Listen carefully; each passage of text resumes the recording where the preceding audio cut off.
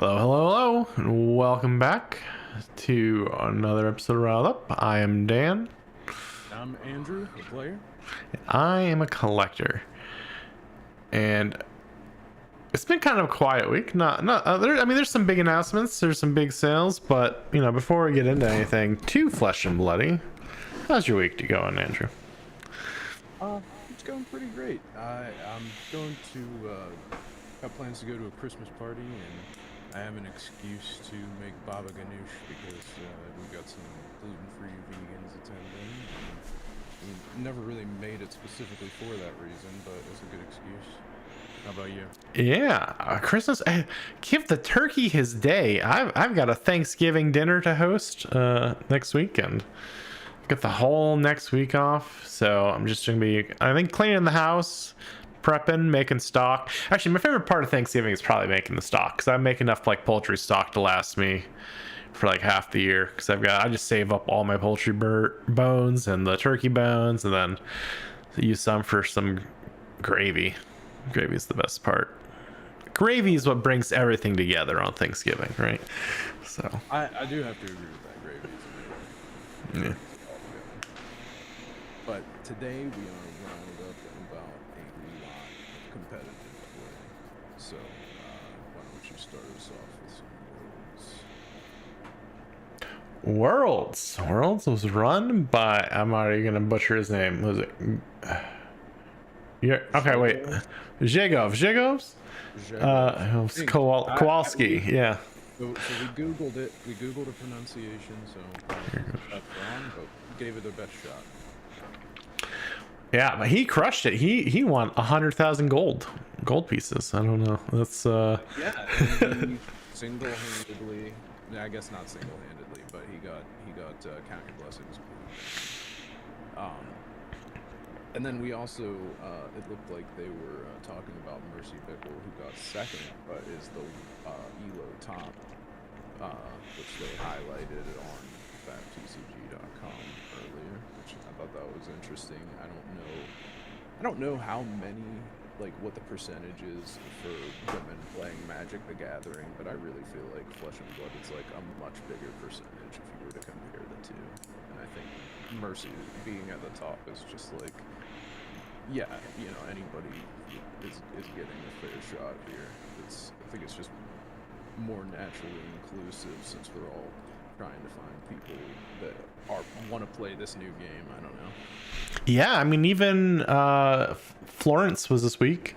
The Calling Florence. Well, as well as the Columbus, Balor and Columbus was this weekend as well. But Erica Forsloff won the Battle Harden in Florence with Blaze, a heavy Blaze turnout in Florence this week. So yeah, but I took note of that as well. There's 3 Blazes in that top, and it was also I'm just gonna skip right to it because that honestly I know that Blitz is always just that more explosive format, but if you take a look at those decks, it's Data Doll, 3 Blaze, 1 Victor, 2 KO, 1 Aurora, and I thought, oh, Victor, it's a Guardian. Maybe there's some blocking going on. Maybe there is sometimes, but I looked at that list and there's pommels and there's all kinds of different big attacks. I think just everyone is literally on aggro. I mean, I shouldn't be too surprised by it, but yeah, I guess it's just whenever skirmish season comes around, and now that Olden doesn't exist anymore, it's pretty much just breakneck aggro, I think.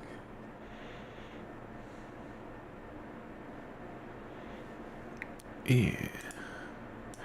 Yeah, and I think we've been talking about Data Doll a lot. So Data Doll at 3rd isn't too much of a surprise. Was this the deck that you sent me? That was no. You sent me a Data Doll deck that was like 30%. Yeah, I think that. Is it this one? If that was the exact deck or not. I think it was. I think Thomas Prayer. Yeah. Yeah, and it's like, why block? You don't need to block. Just boost everything, play all your items, and it's fine. Yeah, this is, there's Doki Bird is a pretty famous streamer, but she was being coached for Tekken. Was it Tekken? I think Tekken, by like the top rated Tekken player in the world, most famous for blocking, and she who was like trying to teach her to block. She's like, I didn't pay $70 to block all day, and I think about that every time one of these decks comes out with no block. I'm like, yeah, right. I came here to fight. I came here to scrap. I'm not just gonna play defensively. But well, yeah, if you don't want to block, Blitz is the format for you. Yeah. Which I mean. Everybody is always talking about like, oh, we need to invest more in casuals, and that came up a lot last week whenever we were talking about James White's interview. But like, Blitz is it. You got your ultimate pit fight deck that you use that's got like the same rules as Blitz. So, I don't know. I would be surprised if whenever we start seeing more and more casuals that the Blitz format is going to get more. Now, I don't play many, or I don't play anything, but I don't look at many Data Doll decks. How many of them is Talishar the normal for Data Doll? I'm not entirely sure. I want to say yes, because so you got to take into account that Blitz is such a fast format, and Talishar comes in for 4 damage, and generally your other options only come in for like 2 damage, unless we're talking about Plasma Barrel Shot or Hanabi Blaster, but those are they're just not as good, so we'll skip that.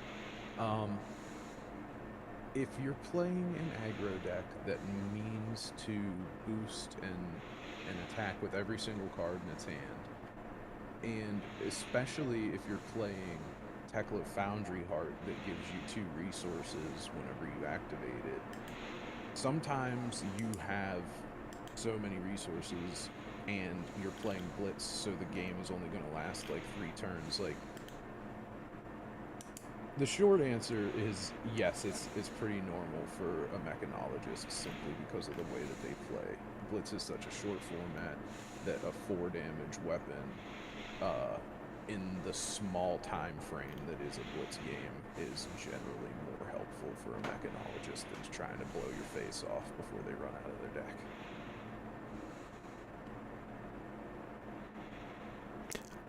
Yeah, and the other thing I noticed, the thing I always find interesting is I'm looking at the Victor deck, and half we talk about the Majestics and legendary like equipment and the staple ones, and then I look, sometimes you look at a deck and it's like 60% commons and you're like, what am I not understanding here? Or like, was that actually balanced or graded where it should be? Because he's all the null rune stuff sees so much play. He's using the Miller's Grindstone. That Miller's Grindstone was an interesting choice. So I guess it's not really a problem. Obviously if that was his only weapon he ran, right? He didn't have Titan's Fist or anything else, right? Because it is nice that it's that 4 breakpoint no matter what you pitch. It's just like you never want to lose the clash. But like I was just saying a minute ago, in a fast format like Blitz, even if that thing only comes in for 4 one time, if you're a deck that's trying to Zealous Belting with Go Again and then pummel it and swing the hammer or something, maybe it doesn't really matter if it goes down to 3 because you're really only going to swing it 1 more time before the game's over anyway. Now, I am talking about these commons, but sometimes I think looking at these decks, right? Like we look at the burstier heroes here, and they only have like 1 set of armor, right? Because they don't have the sideboard armor; they're sideboarding out other cards. But these heroes, like Victor, have 2 full sets of gear, and that's taking up some precious slots. Especially Blitz. Yeah. I wonder just how much of a disadvantage that puts a lot of these, or if it, if It's all about respecting Blaze, though. Like, if Blaze wasn't in the format, you could do a lot different stuff, but like, you need to have some kind of spell void or null rune, or you're just Blaze is like the best deck in the format. You can't not have a whole game plan for her, and that does generally include an entire separate set of equipment. Yeah, which is interesting. Blaze not being from a set, and being this powerful. I'm gonna tangent here a little over to Jarl, because I think when we were first talking about Jarl, he's not in a great position. I mean, he's not in bad. He's playable. He's kind of mediocre. His weapons garbage, but I don't want to say that he's very bad, right? Because he has the entire Ice and Earth card pool. So at the end of the day, even if his best deck is a fatigue deck, it's going to be a pretty dang good deck. I'm more just disappointed that some of his most important and like iconic cards, like Summit and Channel Mount Eisen, feel very like these are like 0 mana do nothing cards. Like Channel Mount Eisen, I don't know, I haven't played like 100 games or anything. I've really only played like 3 or 4 test games, but so far I've kind of just been like scratching at my head at like, do I really want to be on this kind of game plan, or do I just say forget all these cards and just go back to more of a play a bunch of D-reacts, play sigils, use Sledge in the fatigue mirror because you need to be able to swing through frostbites, so you can't pay 6. Like, if you're in the mirror using Summit and now your weapon costs 7, that's like a little less doable. So you end up playing Sledge, which is like the first thing that I was scared of. Like, it's like, if Jarl becomes a good deck, and that means that Jarl Mirror Match will become a thing, that means that Sledge will be meta because you can't swing a Summit through another Summit's frostbites, or like another Jarl's frostbite. So it's gonna end up being a good deck just because Ice is going to warp the format around it. But I'm sort of, I wanted his iconic cards to be its own game, its own good thing, and it's just sort of like a game space that sort of is, the payoff isn't there. Like, you're gonna win the game just like how Oldhim would win the game, except you're just a little bit worse Oldhim. I don't really feel like he has his own identity, or his own identity isn't good enough, I should say.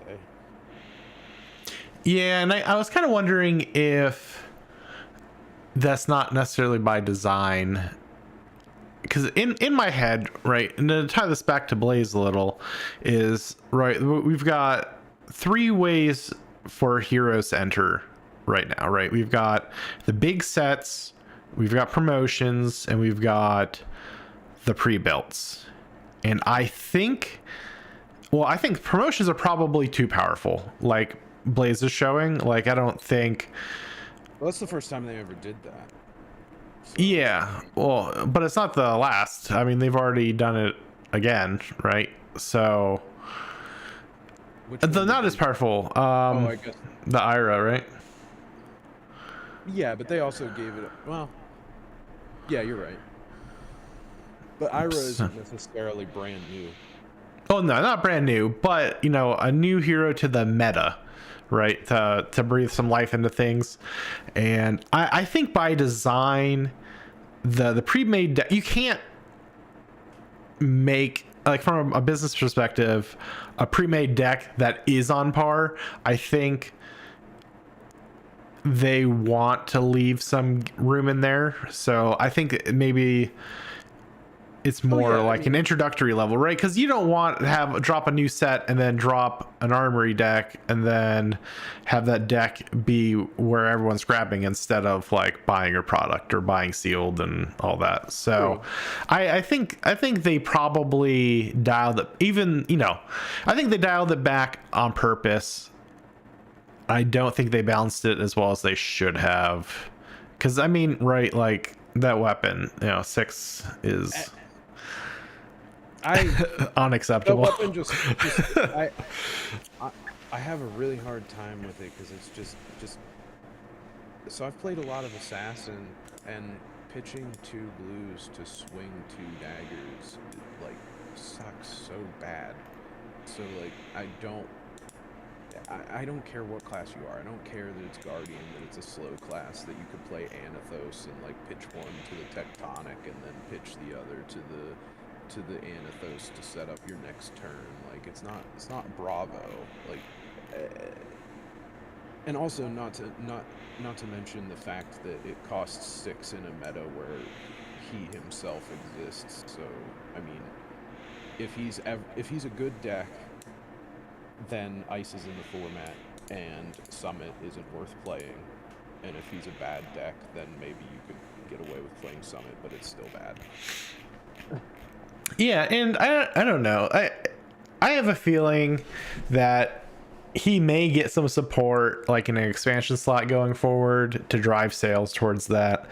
Or I mean the Guardian set's coming, right? Like they're Yeah. I mean, you made a great point, honestly, Right. and I didn't think about it. Like, if Channel Mount Eisen was a total blowout M, then the deck would fly off the shelves and nobody would get a chance to get it. And as it stands right now, hopefully it sells well just based on hype because everybody wants an Ice Earth Guardian again. But I didn't think about it the way that you put it, and it's probably for the best that I'm totally underwhelmed by the cards in the deck. Yeah, but so I think that's like I said, that's the goal, right? But it gives a chance for a new player to buy an accessible deck. I mean, $70. I mean, it's not going to be competitive, but $70 for an almost ready to play deck. I mean, how much would you say? If you just made a fatigue out of the deck out of that, like if you're a brand new player watching this and you want to get into the game and you buy the Jarl deck, just like get your Syncabelos, get your Fate Foreseens, get your Sigil of Solace, get your Oasis Respites, get your what is that? Peace of Minds, and just play Fatigue. And you don't even necessarily need to have all the expensive armor pieces when you play Fatigue, because hopefully if your game plan pans out well enough, you'll have such a life cushion that the extra block or the extra resources that you might get over the course of a game through Tunic or something, you might be able to overcome that advantage just by the sheer power of Count Your Blessings in a deck that's built to block. So, I mean, a lot of people always talk about how, like, oh, you need your Command and Conquers, you need your Warmongers, you need your Tunic, blah, blah, blah, blah, blah. Certain decks, I think that you could probably build a fairly cheap Fatigue deck and beat way more people than would admit that they lose to it. I mean, how much would you say you'd have to spend to glow up that deck to make it like a viable contender at like your local like armory event? Yeah, I mean, if we're talking local armory, it could be viable right out of the box. I don't know how. So it's tough because if you're in an area that already has a huge fab scene and you're worried about people that have all the legends and whatever, then you're walking into a huge fab scene where people more than likely want to help you and support you. So having, like, if you're like, oh, I don't have the cards, well, people might borrow you the cards or might not care if you proxy them because everybody's playing with them and they know it's expensive. But if your armory is just like you and a couple of people who picked up this brand new game, I mean, it's been out for 5 years now, but to many people it's still brand new. It's really not that long, and I don't think everybody's going to have it. I think people get real wound up over not being able to buy the most expensive cards right off the bat because that's what the deck list says they have to have. But I think you can still win the game without it, especially on a Fatigue game plan, if I'm being quite honest. If you learn how to block, Yeah. this guy's the limit. Yeah, I mean there is quite a broad range of playstyles, which I appreciate. Um, I think so. Oh, speaking of Jarl, I read through it once. You see, they dropped the lore Battle of Eisenloft today. Oh yes, I read it pretty much immediately.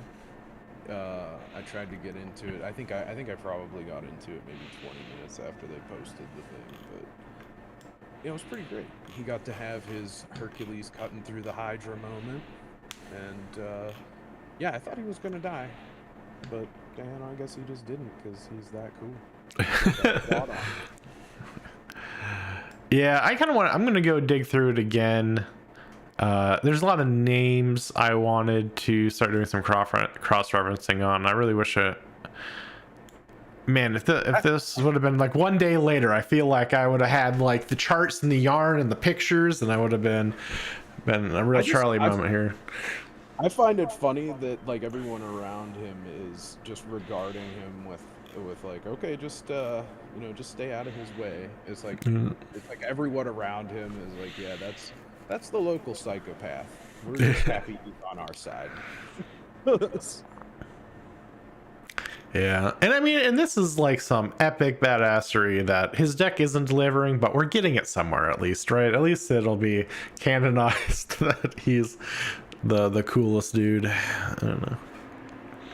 Yeah, I mean, Summit looks super cool. You know, it's great to have like a giant fish hook, but I don't see that being exactly what ends up being played. But I'll be happy to eat my words too. We'll see. Yeah, maybe next week I'll. Well, let me see how much time I got. This can be a busy next week, even with the time off. But I'm gonna see if I can dive in and find anything interesting, like anything they're hinting at. Check some names against some flavor texts to see if you can paint some pictures. They almost always do put in little tidbits, but I probably read it too fast to get anything. But yeah, I guess I just wanted him to be a bit stronger. But yeah, like you said, it's best that he isn't. I have been playing some other Earth heroes though. I played Florian over the weekend at my armory, and you know, we were talking about Count Your Blessings and how that got banned, and I'm sitting over here losing on turn 0 to 3 Malefic Incantations, followed up with Mordred Tides. And if you start doing the math on that, so he's got 3 Malefic Incantations on turn 0, with the first attack on turn 1, or whenever it goes back to them. There's an attack for go again, and then 6 room chance on the stack.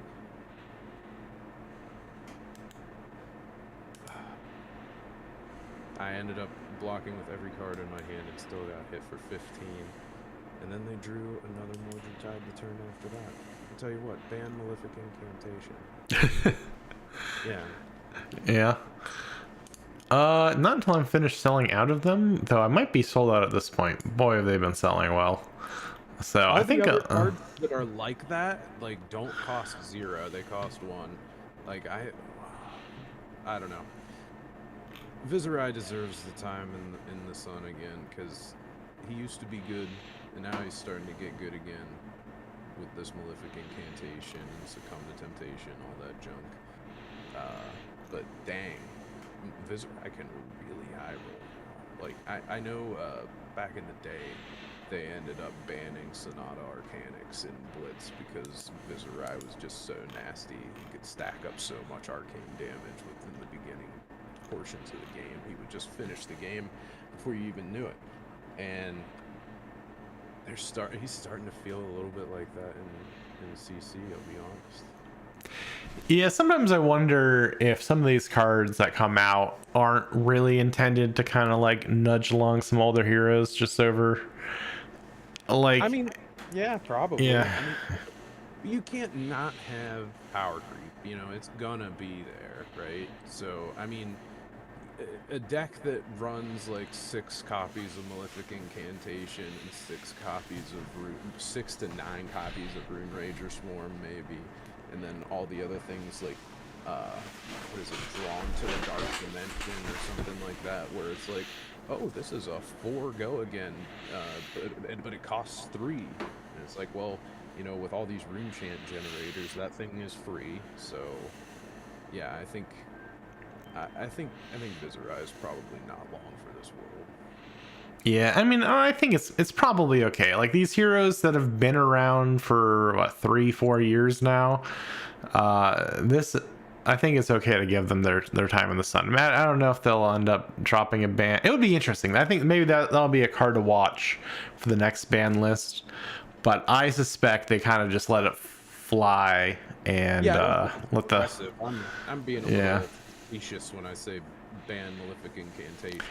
Well, I mean, but all it takes is a couple like 2-turn wins, and then that very strictly goes against their design and philosophy for the game. It's not really a 2-turn win. I mean, the amount of luck required from the other side of the table was pretty crazy. Because I mean, opening 3 Malefic Incantations into the next turn Mordred Tide, into the next turn Mordred Tide was just, that's a, I guess you'll have that. Yeah. But I just think it definitely is where, so on many fronts you can say, oh, there's power creep in the cards. But they are tuning down the heroes in some cases a lot, I think. Because Viserai is, if you play a Runeblade card and you've played another non-attack action card this turn, you make a Rune Chant. Glorian's ability is if you have 8 Earth cards in your Banish Zone, every time you make a token, you make another one of that token. And if you think about it, depending on how long it takes Florian to actually turn that on, his ability is doing nothing. And then once it does start doing something, sure, it can really stack up fast. But in the early stages of the game, especially if you're talking about an aggro deck that's going to burn you down as fast as possible, Viserai making multiple rune chants off of his hero card just by existing and playing his normal aggro game plan is absurdly strong for the level of cards and engineering that we're getting right now. Like free rune chant, free rune chant, free rune, like 3 free rune chants in a turn off your hero card, if you think about it the way that they put out things now, and that's with like basically no setup to turn it on, it's just pretty much always on. It's really, really good. Viserai kind of belongs in Living Legend. Do you think that the moving the tuning kind of, or like away from the heroes and more towards powerful cards is maybe like an attempt of theirs to move to more interchangeable heroes? Not necessarily like exact copies, but yeah. To increase variance. Because if you make your powerful deck enablers limited to 3 copies and when you draw them, that is a lot less consistent than your hero ability, like Rune Chant Maker on a stick, just like being good all the time.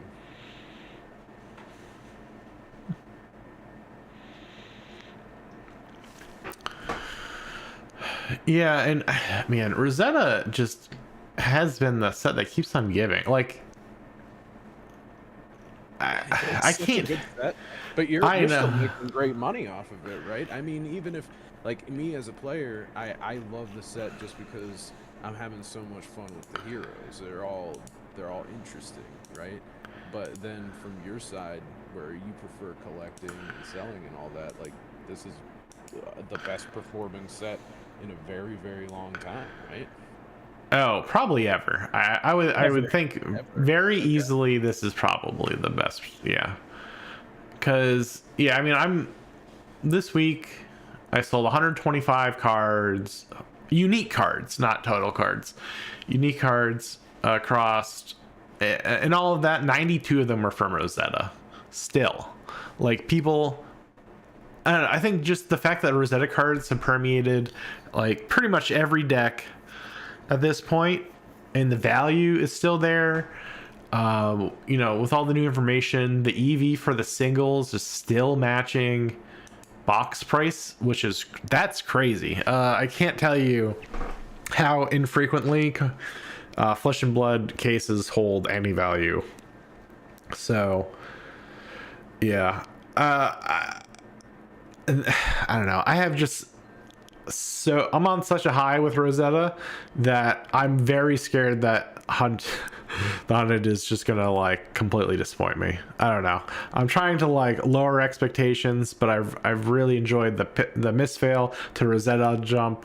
You know, obviously everyone's liking it. We're hitting all-time record players in armory events. We're hitting record players buying, record sales. Like, I mean, God, I hope Hunted can even if Hunted is like half as good as Rosetta, that's better than any set's been for like the last 2 years. well, I mean, Mistveil did pretty good. I would say that Mistveil is better than half as good as Rosetta. Yeah, I don't know. I didn't really. Mistveil gets a lot of slack online. I'm like just going through like the Twitter and like I've started going through some more professional players and like reading them rip apart Mistveil. I was like, wait, I don't think Mistveil is that well. I guess I mean because I'm not that much of a player. I don't really care. But I mean the sales for Mistveil are still okay. Like they're not bad. I think I think Mistveil has a bit of a bad rap because if you look at the power level, it's like Zen's absolutely ridiculous, Enigma's absolutely ridiculous, and the least absolutely ridiculous hero is still the most disruptive hero. Like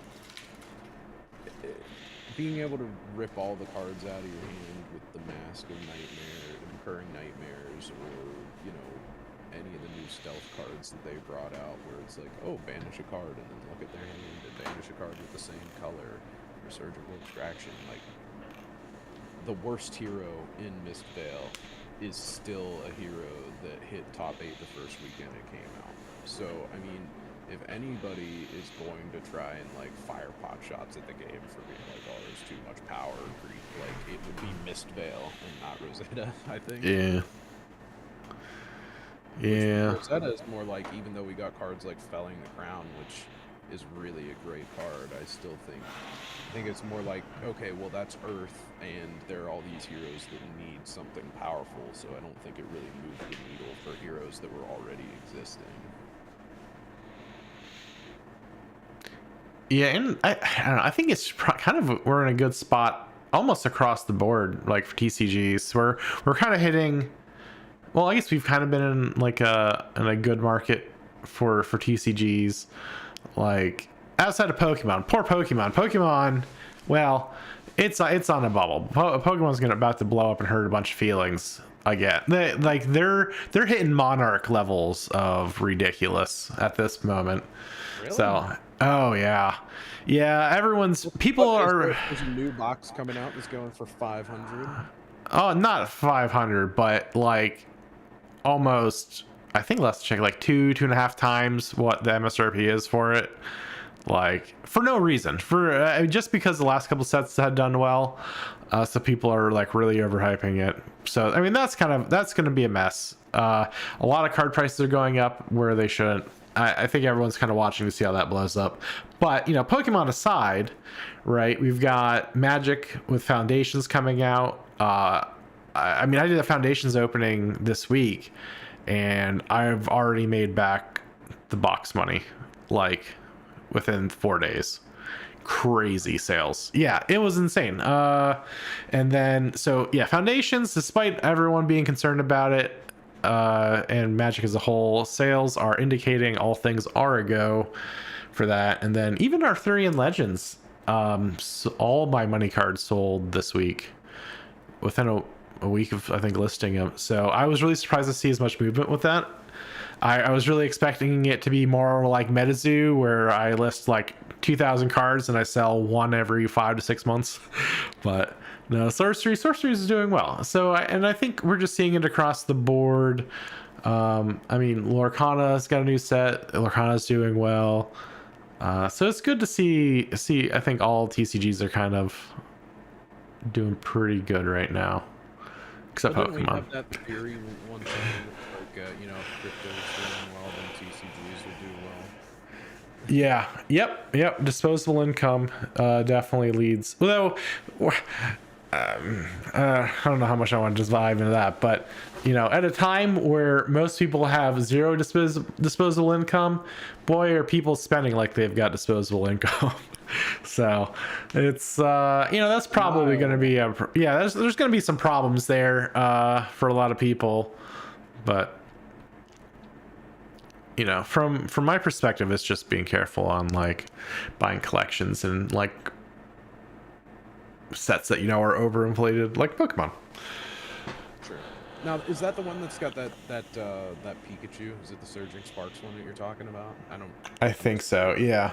Yep. I, going back to your sales here, I do really love seeing all of these electromagnetic somersault. Because, I mean, you know how much I like Star of the Show. I didn't like him back in the day, but now that he's living legend and he can be the absolute ridiculous hero that he is with everybody else that's in ban-worthy land, he's pretty fun. Because it's just straight up not fair that he's allowed to play all the cards that he plays. And electromagnetic somersaults just let you block, and with, like, you just block 6, and then you electromagnetic somersault and put the 6 block back in your hand so that you can either attack with it or block 6 more. So, like, electromagnetic somersault is an instant that effectively blocks 6. If you draw it with the right other cards, like if you need to block. And generally, from what I'm seeing, these Starvo decks in Living Legend, while he can be explosive depending on who you're playing against, like if you need to be more explosive, he obviously is, especially if you draw great hands. But he totally has the ability to go long and block a ton as well. And,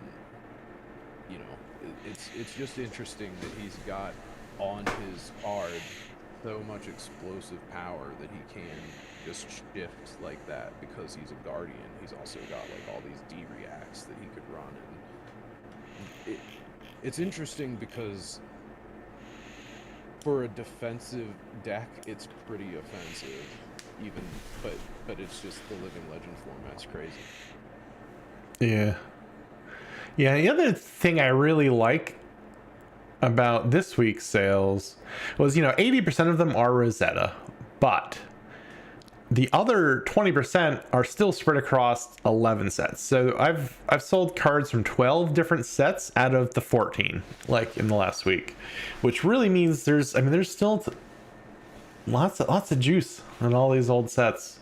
Well, every time you get a new player and they want to play anything, like, most decks, you will want something from an older set. Like, I'm seeing people going back and buying, there's Heavy Hitters singles, Dust Till Dawn, Outsiders, Dynasty, Everfest, Monarch, Crucible. Literally every single set that you have from back in the day, you've sold singles out of, because the cards are still relevant. Because even though there's Living Legend and there's rotation in the form of heroes LLing, like, every card that comes out is always gonna be relevant at some point again in the future. So which sets? Uprise? Actually, I'm really surprised not to see Uprising cards. I think people just don't know what exactly to speculate on for Uprising. Because to be honest with you, unless we actually find out that there's a Dromai in the set, which we have no idea, they haven't said that yet, but like, unless there's a Dromai in the set, then I feel like the ninja cards aren't that, like, impressive. Like, sure, they probably are going to use a lot of, like, the commons and rares, but, like, as for the Majestics, like, the actual Uprising card, or, like, Spreading Flames, like, they're not super impressive Majestics, so I'm not sure what would become the money cards out of the set unless Dromai comes back. If Dromai comes back, the set will go crazy. Like, if Dromai comes back and there's new players trying to get into Dromai and they don't reprint all the dragons, then these dragons will be worth money again. but who's to say? Yeah. Yeah, I mean, Jerome, I don't know. I really expected to see it come out this set, but maybe, well, I guess they've already kind of announced everything else coming out this year. Or not really, there's like full things, but we've got, what, 2 sets? No, 1 more set that we know about this year. Maybe they'll drop her as a promo or a armory deck. Or they could even just make her like an adult hero only, so that she's not part of the draft format. But then like they can still go back and support all the dragons, maybe out of this like the expansion slot.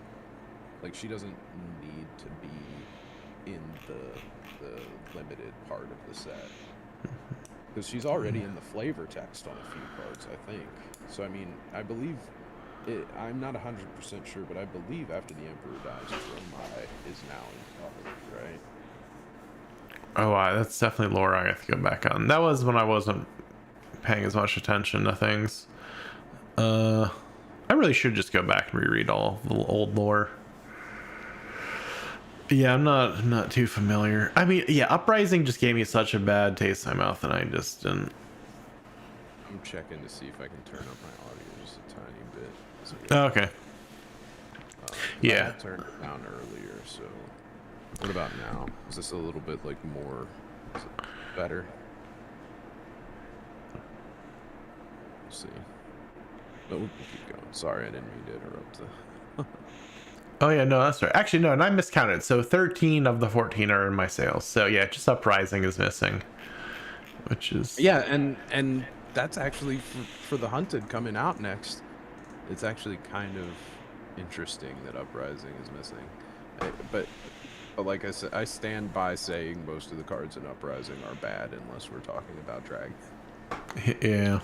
Or commons and rares. There's plenty of great commons and rares, you know, Blaze Headlong and what have you. Yeah, not enough to make it worth buying. Man, yeah, because I think we calculated Uprising having by far the worst EV that I think I've ever seen in any set. It's real bad. Like, well, I don't know why box prices are as high as they are still.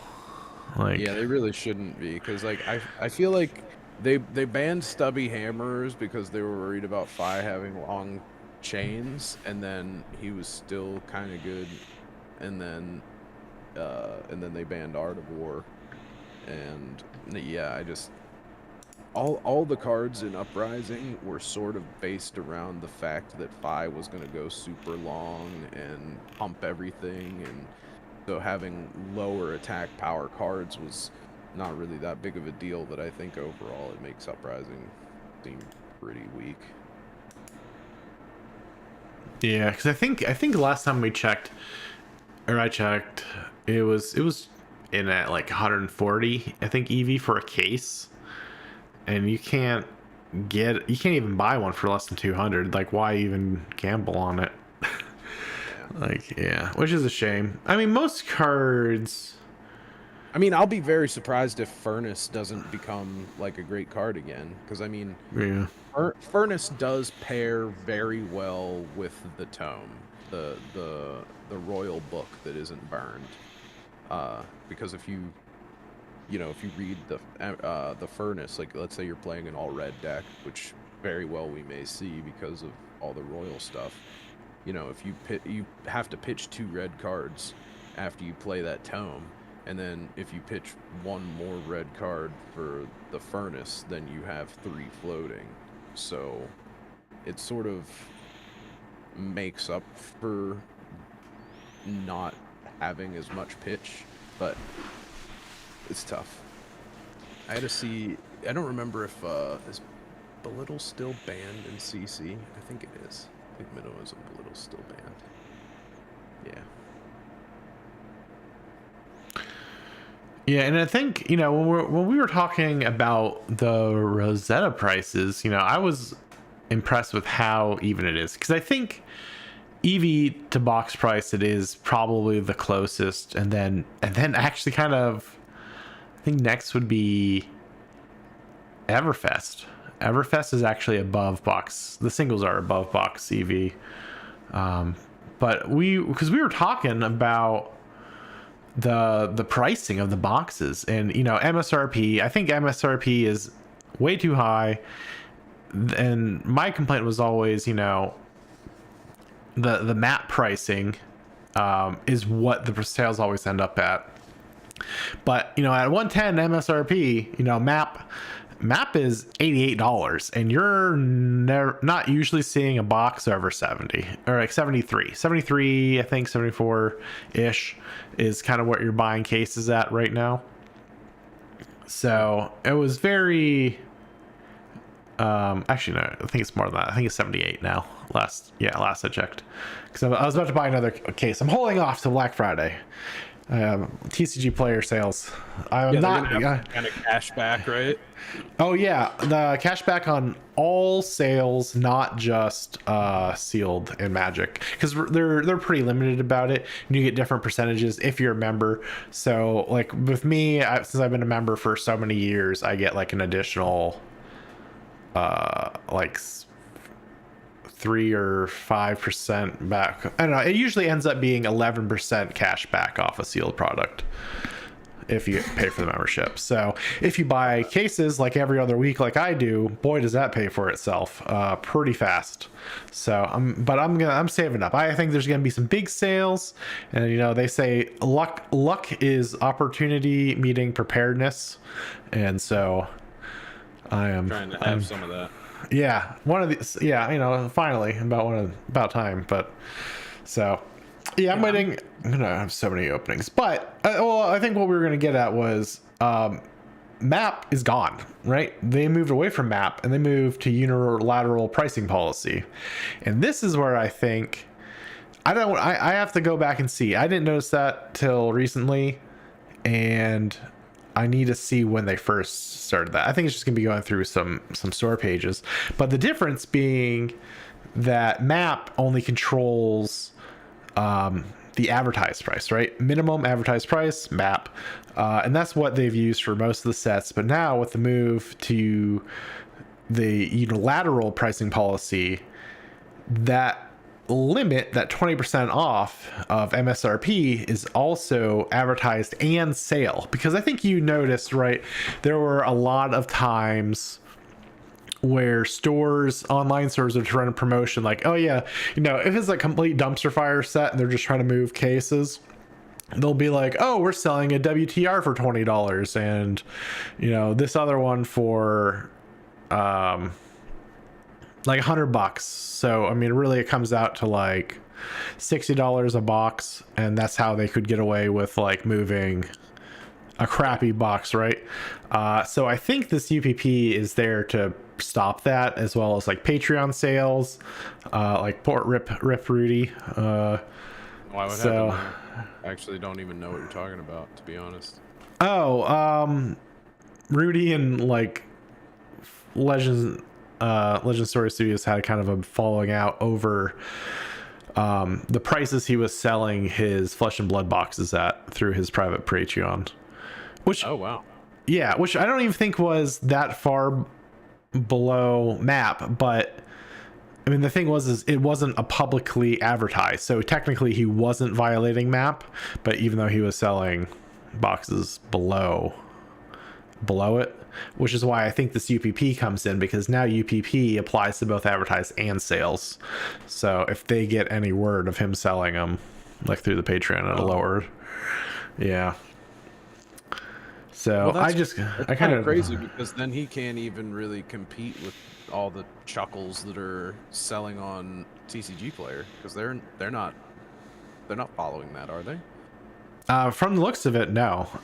Which is, I don't know. That's why I'm wondering, like, did they really like burn that bridge with Rudy, and then they're not going to actually, yeah. And then I don't know, just the idea to me that they would, and then not actually go through and follow it against all these other vendors. But also, there's probably like 50 different online sellers, or not even just online, right? A lot of these are brick and mortar stores.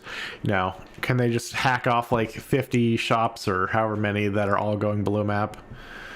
when Yep. in my eyes, the problem isn't that. I mean, the market's going to dictate the price, right? Magic's going to learn this lesson very quick. Magic's moving back to MSRP, but Flesh and Blood's MSRP is insanely high.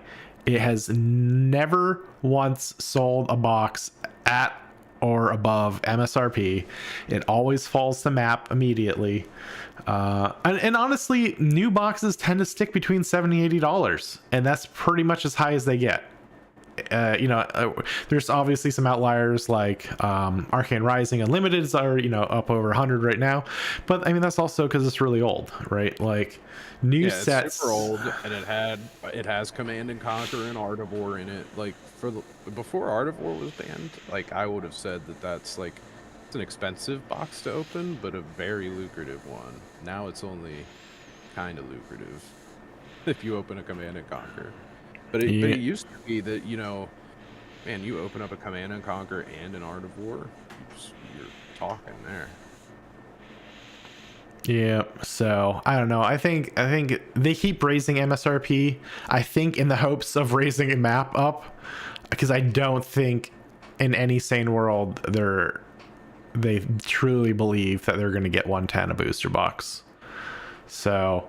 But this is sort of I think this is kind of a pushback from retailers, right? Like yeah, you can raise it all as much as you want, but they know their sweet spot for selling boxes, 70, 80, and you can't force them to start at 88 because they're going to lose so many sales. I mean, they're already not making money, right? Like, yeah, I mean, who gets into business to make money, right? These are game pieces.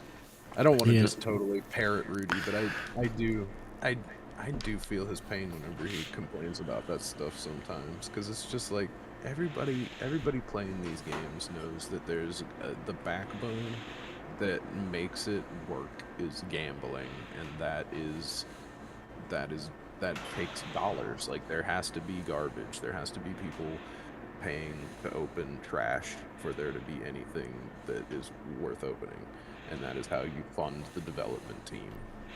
Like, I don't know. We could all just play board games if you didn't want to have games that are also collectible and expensive. Well, I think Richard Garfield tried that with Netrunner, right? And that worked splendidly. So, did you ever play Netrunner? I've never played it, but I've heard it 8 billion times. I mean, especially with the Flesh and Blood crowd, they're big board game people. I've heard, like, as soon as I got into Flesh and Blood, I started hearing about Netrunner. I've still never played it, but like, it seems like a lot of the Flesh and Blood crowd came from like, Fantasy Flight games or whatever. They're like very much into playing these card games, but like, they die and nobody supports those games anymore. Like, because they didn't have collectible boosters that wanted people to pay money to support an economy. Like, it successfully creating what they have created at LSS is huge, and I think that people really don't give them enough credit for creating something that actually like created an economy around it. Like, it had to be impressive enough that people wanted to put money into it. Like, it's impressive. It's very impressive, and I think some people don't really appreciate, it has to, well, it's so hard to make people want to spend that much money on things, and yet they do. Yeah, and I don't think it helps that. I mean, it's a good thing that they really did like a slow grow, right? Like, obviously, COVID and everything kind of gave them a bit more of a boost than I think they were probably ready for. And then like the Monarch boost, which turned into the Monarch Fallout. But, I think people look at all these like unicorn companies hitting like the stock market, and then they're like, oh yeah, I can't wait for this to like 20x, and if it doesn't 20x, oh my gosh, only 19x, then it's a failure of a company, even though everyone's like swimming in gold bullion, right? And people are expecting that kind of explosive growth, and they want the excitement and the pomp and the free tendies, right, as Rudy says. but that just doesn't happen in a healthy company. Like all those companies that do that, they blow up, and they blow up. Like that's the sad end for most companies that do that. So I think the very reserved, the slow and steady, the build, try to build a community, build like a good community and not an overly toxic one, like some other games have. I just think they're doing everything right, which is great to see. So Which I do think it's pretty surprising, because I mean, you get some people sometimes, but that's just the nature of the internet. But like, Fab is really good about that. There's not really, I think, I actually think the one person that I could think of that was like the most toxic that ever was like allowed to participate in the game, like on the main Discord, if you know, but like they just sort of like got so annoyed that they left the game themselves. Like, if you're not happy in the Flesh and Blood community, you kind of end up taking yourself out, because people will just like start ignoring you, essentially. Like, that's actually one good thing, that it's a lot of the community, it seems like, they're not gonna sink to somebody's level. They'll just be like, okay, you're having your time, you're having issues, and just like, yeah, okay, we'll ignore you. yeah. Well, and I think I was talking about this the other day, where I think Flesh and Blood, because of the skill floor being so high, especially with constructed, the level of patience and methodical thinking, I think, kind of filters out people who are really quick to anger and get pissed. And I don't want to say it's like a filter for like intellectuals, but it's definitely a filter for people with a quick fuse. Like, if you're molding like turn 2, then you're probably not going to last too long in this game. Oh yeah, like if you're the type of person that is like, oh my gosh, I'm just scrolling random crap, and people are talking about that new Pokemon mobile game, and they're like, oh my god, I flipped 3 heads in a row, or flipped 3 tails in a row, and like freaking out, talking about they're never gonna play again. I'm like, you would never make it trying to figure out the play lines in Flesh and Blood. You would be like, this game is bullshit, like immediately.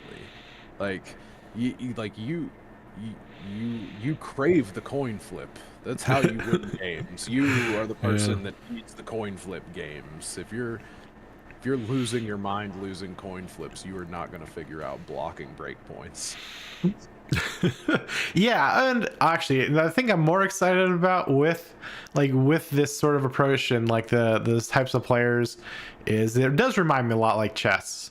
And I really want like a Magnus Carlsen to just roll up, dominate, like have a DJ going in the background while he's playing and like taking shots with like silly glasses on, and just I mean, that level of like, I don't know, like the bad boy. And he's not the bad boy chess. That's Hikaru, but like Carlsen, Magnus is like, I don't know. I don't think there's that much room. I think that there's obviously a Flesh and Blood elite, but there's still probably like a few dozen people that you could be like, okay, any of these people, I wouldn't be surprised to see them go, EXO and win the thing.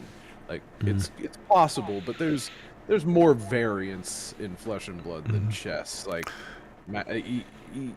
I don't think it's possible to have somebody with that kind of like win streak, because I don't think that there's too much variance to literally outplay someone every time. Maybe, yeah. Against other people with equal skill, Like, I'm not saying that Magnus never loses, because he does lose sometimes, but like, it's pretty few and far between, right? Yeah, well, that's because he doesn't have like an even match. Like, as much as it hurts Hikaru and some of the other players, so like, I mean, his elo is what it is for a reason. He's and it, I'm not sure how elo works necessarily in Flesh and Blood, but like in chess ratings, you know, the difference between like a 1,000 elo player and like a 24 100 rating player is like the same distance between like a 2750 and a 2780.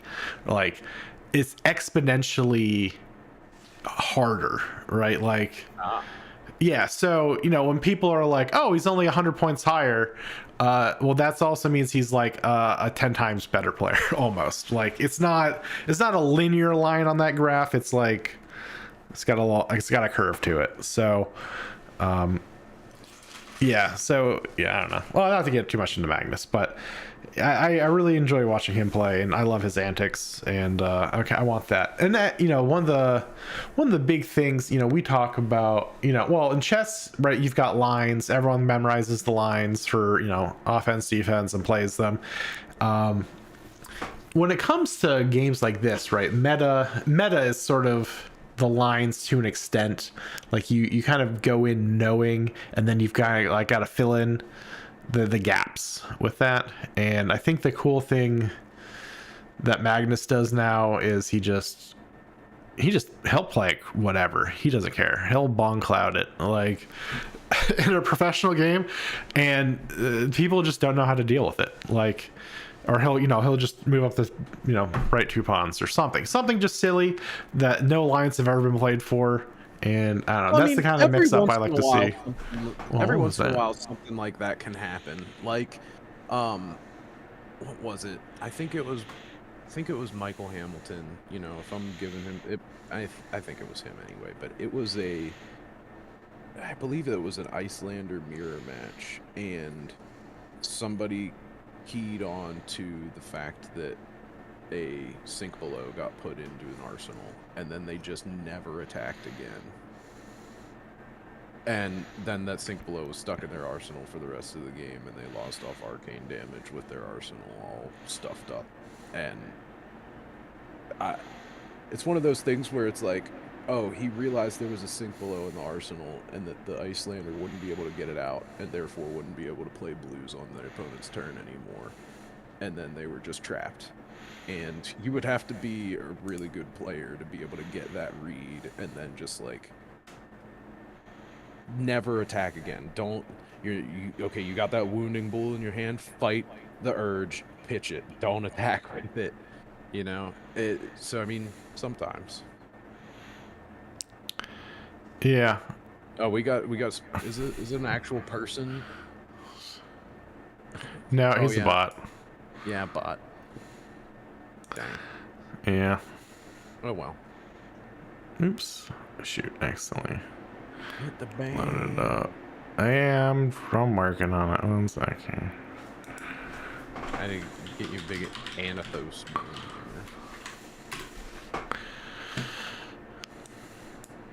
But when I think like yeah, interaction still count. But like Magnus crazy moves, I still think about that Zephyr Needles, the Zen, right? Just like like where did this come from? And I love those kind of one-off plays. It's actually what I was asking about the Data Doll Talishar. I like seeing people place like a top 8 with weapons or something that people never really considered playable until then. I would say, maybe that was. I think the first time I ever saw somebody using Talishar, like legitimately, and it was like the best option, was whatever set Teklo Pounder came out in. Whenever Teklo Pounder came out, Dash became an absolute menace in Blitz, because she would start with Teklo Pounder and then just play boost aggro, and if the opponent didn't just like full block you for the first 3 turns of the game, they would definitely lose, and then even if they did, they might still lose. Yeah. I mean, it was novel back then. I think it's interesting that it's always going to be an option because it's not tied to a hero.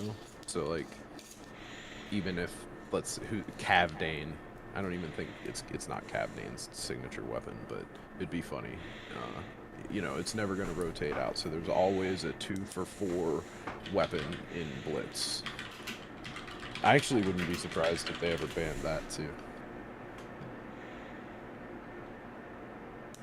What is his? Does he even have a signature weapon? No, I doubt it.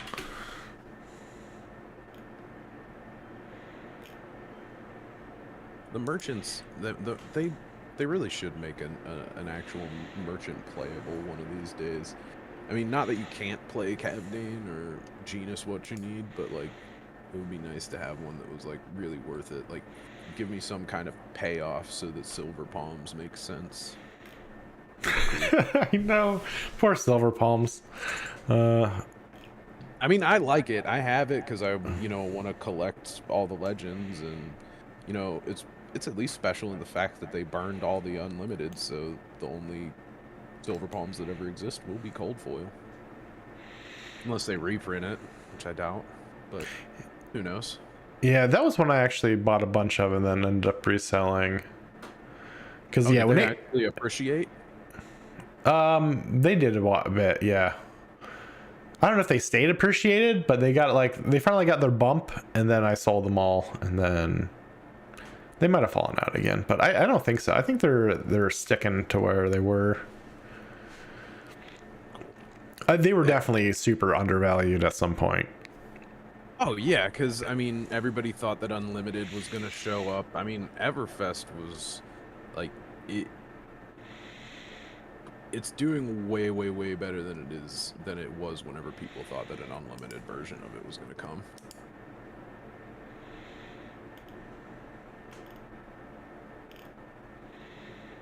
We never got around to talking about the Columbus LL Battle Hardened, did we? No.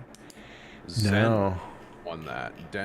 Zen, another Dan Grossclothes, Dan Grossclothes, on Zen, and I find it funny that Phi used to be like what Zen is. I remember they banned Stubby Hammers because they knew Phi was going to be a menace, and now Zen has totally like power crept Phi out of his own format. Stubby Hammers, Phi, where are you going? Yeah, so are Battle Hardens all going to be living legends, or was it just this one? Oh no, Battle Harden is just like a type of event, and they decided to make that a living legend one. I think that they're just starting to support living legend a lot more now because, like, especially with the book banning, like the format is radically different now. Now we really have like a standard in Legacy. You know, we have CC and LL. I think LSS was just wanted a new format for their favorite class, Runeblade, to shine in, and Runeblade can shine anywhere. It does shine. It shines too much. Too much Runeblade. 3, 4, 5. 5 of the top 8 are Runeblades. You say that, but then Ninja is the one that took it out. Yeah, I mean Zen's broken. Everyone knows Zen is broken. Well, he's allowed to be broken in Living Legend. Yeah, that's why they unrestricted Starstruck. So now Zen can get Starstruck more often. So that's got to slow things down. Yeah, and it's not even one Runeblade. It's 3 different Runeblades, like Chain, Aurora, and Viserai, all making a showing. They all rise with the tide. I mean, I didn't even get a chance to look at all the chain lists, but I need to look through that and steal one. So I need to build a chain Living Legend deck, and I need to build a Star of the Show Living Legend deck, because I guess we're actually going to do a Living Legend armory at our next armory at Bald Eagle Games. It was going to be draft, but then everybody was like, oh yeah, I wouldn't mind playing Living Legend or something like that, and I'm like, well, you know, I don't mind. You know, I've got all the cards. You know, y'all are the new players, so you want to play Living Legend? Because we can.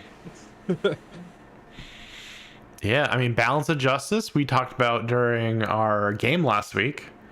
That was used by one of them. Oh, yeah, well, I mean, yeah. Balance of Justice, I would not be surprised if, I mean, that's That's the card. That's the format with all the draw 2 cards in it. So now you need the Balance of Justice for Living Legend specifically, because if you're not drawing 2 cards, what are you playing Living Legend for? No, he's running. Oh yeah, Belittle's not banned in Living Legend. Oh yeah, that was the point I was gonna bring up earlier. That's the real problem. So like they banned Belittle, which I get. They said you're putting another card in your hand and it makes deck building too homogenous or whatever. But like now we're gonna get Ice back, and like that was one of the reasons that Fi needed to use Belittle, was just so that he could play around the ice to stand a chance. And I don't know. I still cannot wait to see what Jarl does to this meta. It's gonna be crazy. Yeah, oh yeah, they both. I guess this would explain why I sold Ebb and Fold. They both played an Ebb and Fold. Man, why couldn't they buy the face purgatories I've got for sale? Wait, he's running a Rosetta Thorn with Chain. Okay. Well, you don't know this because you're not much of a player, but Rosetta Thorn is busted in fucking half. I mean, 2 and 2 for 1, and you play a non-attack action and attack action like every single time. And then you have Duskblade for the fatigue matches, which that's the real one that's like, oh yeah, this one's unbanned, yeah. In fact, that's one of the things that's kind of funny that I think Warmongers is probably best against Chain in that format now, because like if you're a Guardian and he tries to Duskblade you, you've got your 1 Warmongers to reset his counters. Yeah, I mean, honestly, going through these Chain decks explains why I've sold so many of these cards. This is crazy. Lots of... Well, Living Legend, as strange as this may sound, if we're in the players economy and everybody focuses on CC and Living Legend is a slightly ignored or underplayed format, or is the format full of cards that dropped in price when they got banned and people sold their decks, maybe new players are going to Living Legend because the cards are cheaper. Because I mean, I look at a card like for example, Current Funnel. Current Funnel is $18. But there's a very, very similar card in Monarch for Chain called Shadow of Ursa, and it's like $1. So like I wouldn't be surprised, outside of the legendary cards, you could probably put together a Living Legend deck for fairly cheap, until you get to the staples anyway. Yeah, I wonder... Yeah, he's running 3 Shadows of Ursa. How about him? Yeah, both. Yeah, I do wonder what the average cost of a Living Legend deck is right now compared to Classic Constructed. Yeah, I mean, everybody's got the Tunic or whatever, but like if you take the Tunic out of the picture, I bet that like just like the rares, commons, majestics are cheaper in Living Legend than they are in non-Living Legend. Because I mean, if you play Aurora in Living Legend format, you play 9 copies of Ball Lightning, a card that's banned in CC, so you can probably pick it up for pennies. And then you're playing Sting of Sorcery, which is a card that nobody plays. So I mean, all of a sudden you've got 12 cards in your deck that somebody would just give you because they don't want to. So I mean, I think there's a lot of room for LL decks there.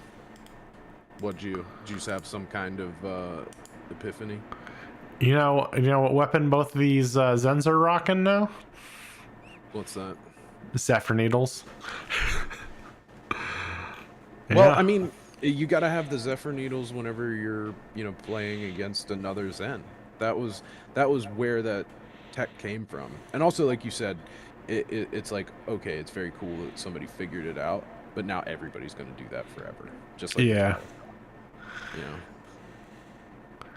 I was surprised. Here's we'll play a quick game here. Of these 8 decks, how many of them run a Tunic?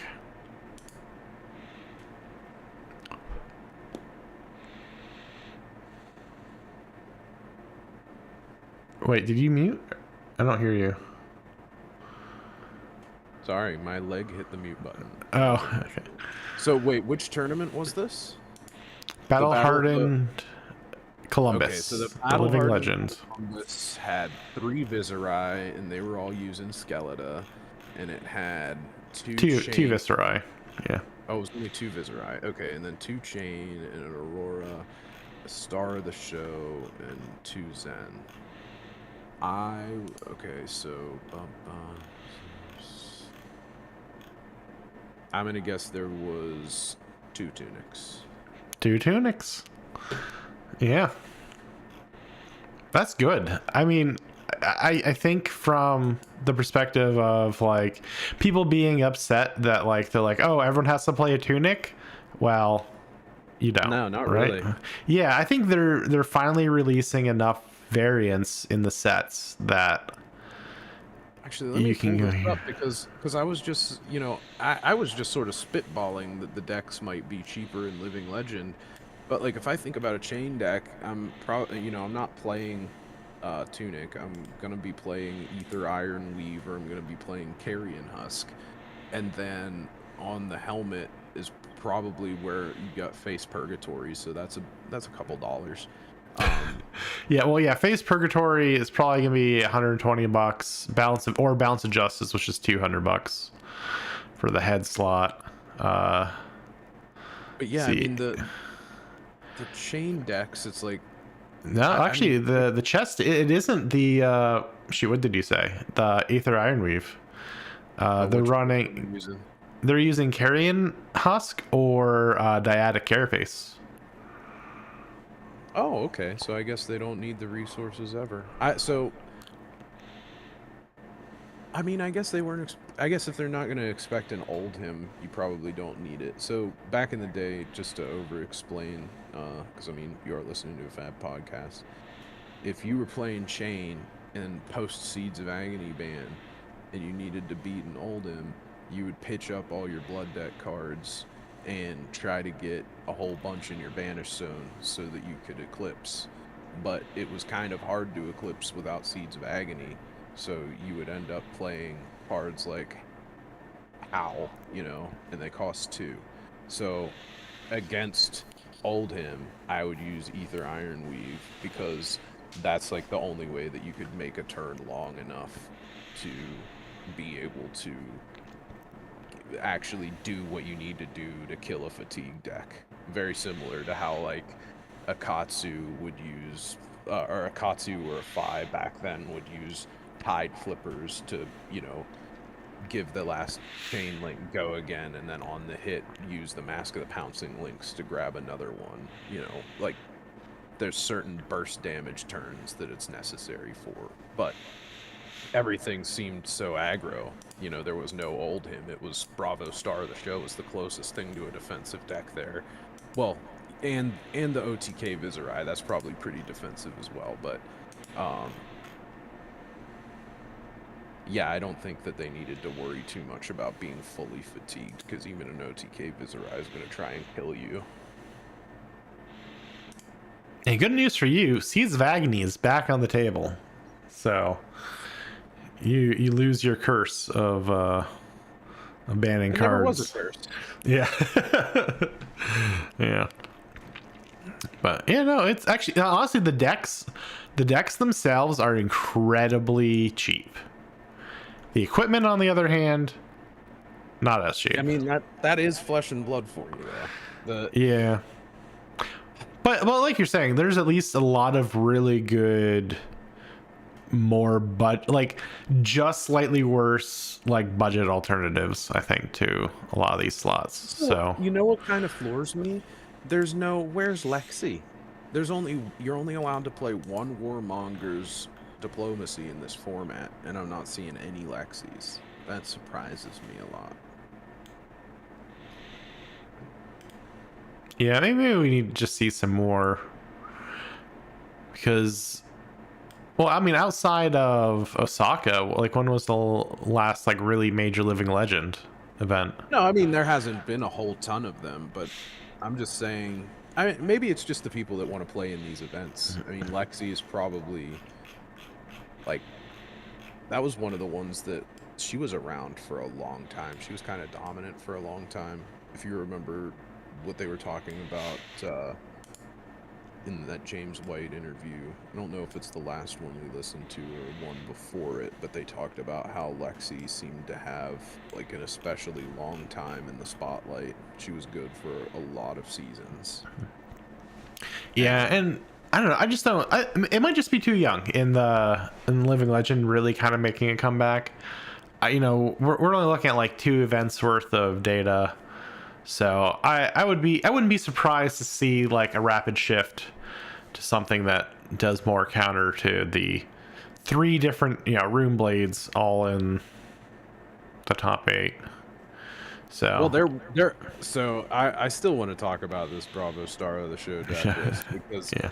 there have been so many new Guardian cards come out, and it's funny because you've got a deck like OTK Viserai that wants to spit out a whole bunch of rune chants, and then you look at this deck list for Bravo Star of the Show and you see that it's got Gauntlet of Goliath Gauntlet, and it's one of those things where you're like, oh, I wonder why are you running Goliath Gauntlet? Well, I'll tell you why they're running Goliath Gauntlet. It is so that they can get Tower on Smack of Reality, because Bravo Star of the Show has a really neat trick with Smack of Reality. Smack of Reality is the highest damage Tower card that starts at 9. So it only needs to get +4 to hit the 13 threshold for Dominate in its Tower effect. So, when you're playing Bravo Star of the Show and you're versus an OTK Viserai, and they open up their turn 0 and Mordred Tide you and stack up like 8-9 rune chants on turn 0, they pass the turn back to you. You reveal your 3 cards, the Lightning, Earth, and Ice card, get your Bravo ability, break your Goliath Gauntlet, and then send in the Smack of Reality for 13 Dominate, and if it hits them, destroy all their token auras. And that feels very good to do. To just smack somebody for 13 and then go, you are not hitting me with any of these rune chants. There's 7 damage I just saved myself for however many rune chants you destroy. Depending on whenever you actually get that thing to go off, it could be absolutely devastating. Because unless they have their whole fridge to throw at it and an arsenal D-react, or maybe like a big D-react like Unmovable, they are gonna get hit. It's pretty hard to block every drop of 13 damage. With Dominate on it anyway. Yeah, I'm actually... This is another one of those deck lists where I'm like... Honestly, all this Living Legend stuff explains all my sales for the last week. Well, yeah, because honestly, I'll eat my words on this one. I'll say that I really thought that Bravo Star of the Show was going to play Felling the Crown, because I was like, well, it's a great Earth card. Why wouldn't he? But it turns out that I wasn't thinking about the fact that it's symmetrical. Both of you have to put a card from your hand on the bottom. So unless it's the only attack you're playing on that turn with like a 2-card hand, it's not worth playing, because you won't be able to attack with it, utilize the go again from the Star of the Show ability, and then swing your weapon like you want, because you will end up having to put the card you were going to pitch to swing your weapon on the bottom of your deck from Felling the Crown ability. And maybe the card is good enough that you could change the deck list, but I'm not going to argue with that deck list, because, I mean, honestly, Electromagnetic Somersault is so good for Bravo Star of the Show. I think it makes up for Felling the Crown not really being his cup of tea. I'm kind of interested to see what other cards in this set really pop off. I think people are maybe still hesitant. Like, there's obviously some movement on these sales, and I'm looking through some of the market price histories for some of these cards. So there's definitely some pickup. I don't know. I think maybe people are just waiting to see how many events like through like the World Tour are actually going to be like Living Legend events. I do hope it's a more significant number. I Well, and think. it's not even just like callings and battle hardens. Skirmishes are allowed to be. I think skirmishes are like you either have a draft skirmish, a blitz skirmish, or a living legend skirmish, right? Like if you're a store, you can say which one you want to get. I think.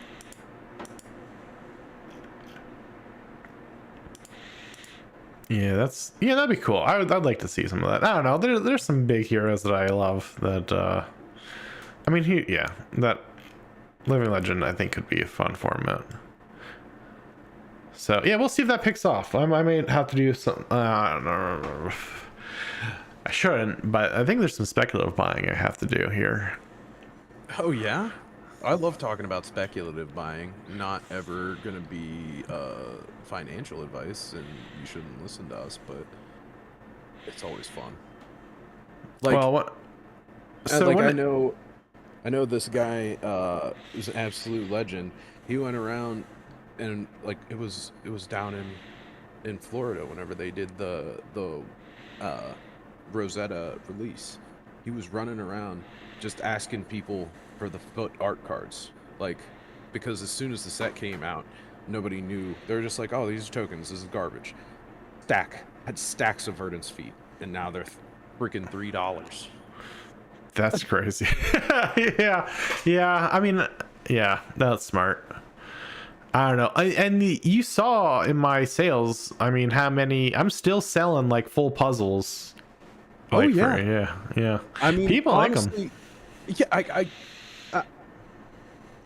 I don't even really get it. I mean, I guess it's fine, because it's just token stuff, and you put it into your uh binder page, and it looks cool. But like, I don't know. I'm glad people like it. I'm glad that it's working, because any value that you can get out of any of these slots, especially considering it's on the back of a macro card, which they only intended for sealed play anyway.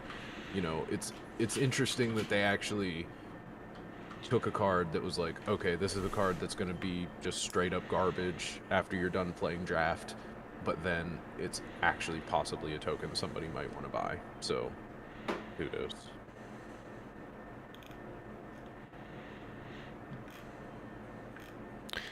Yeah, I'm curious to see.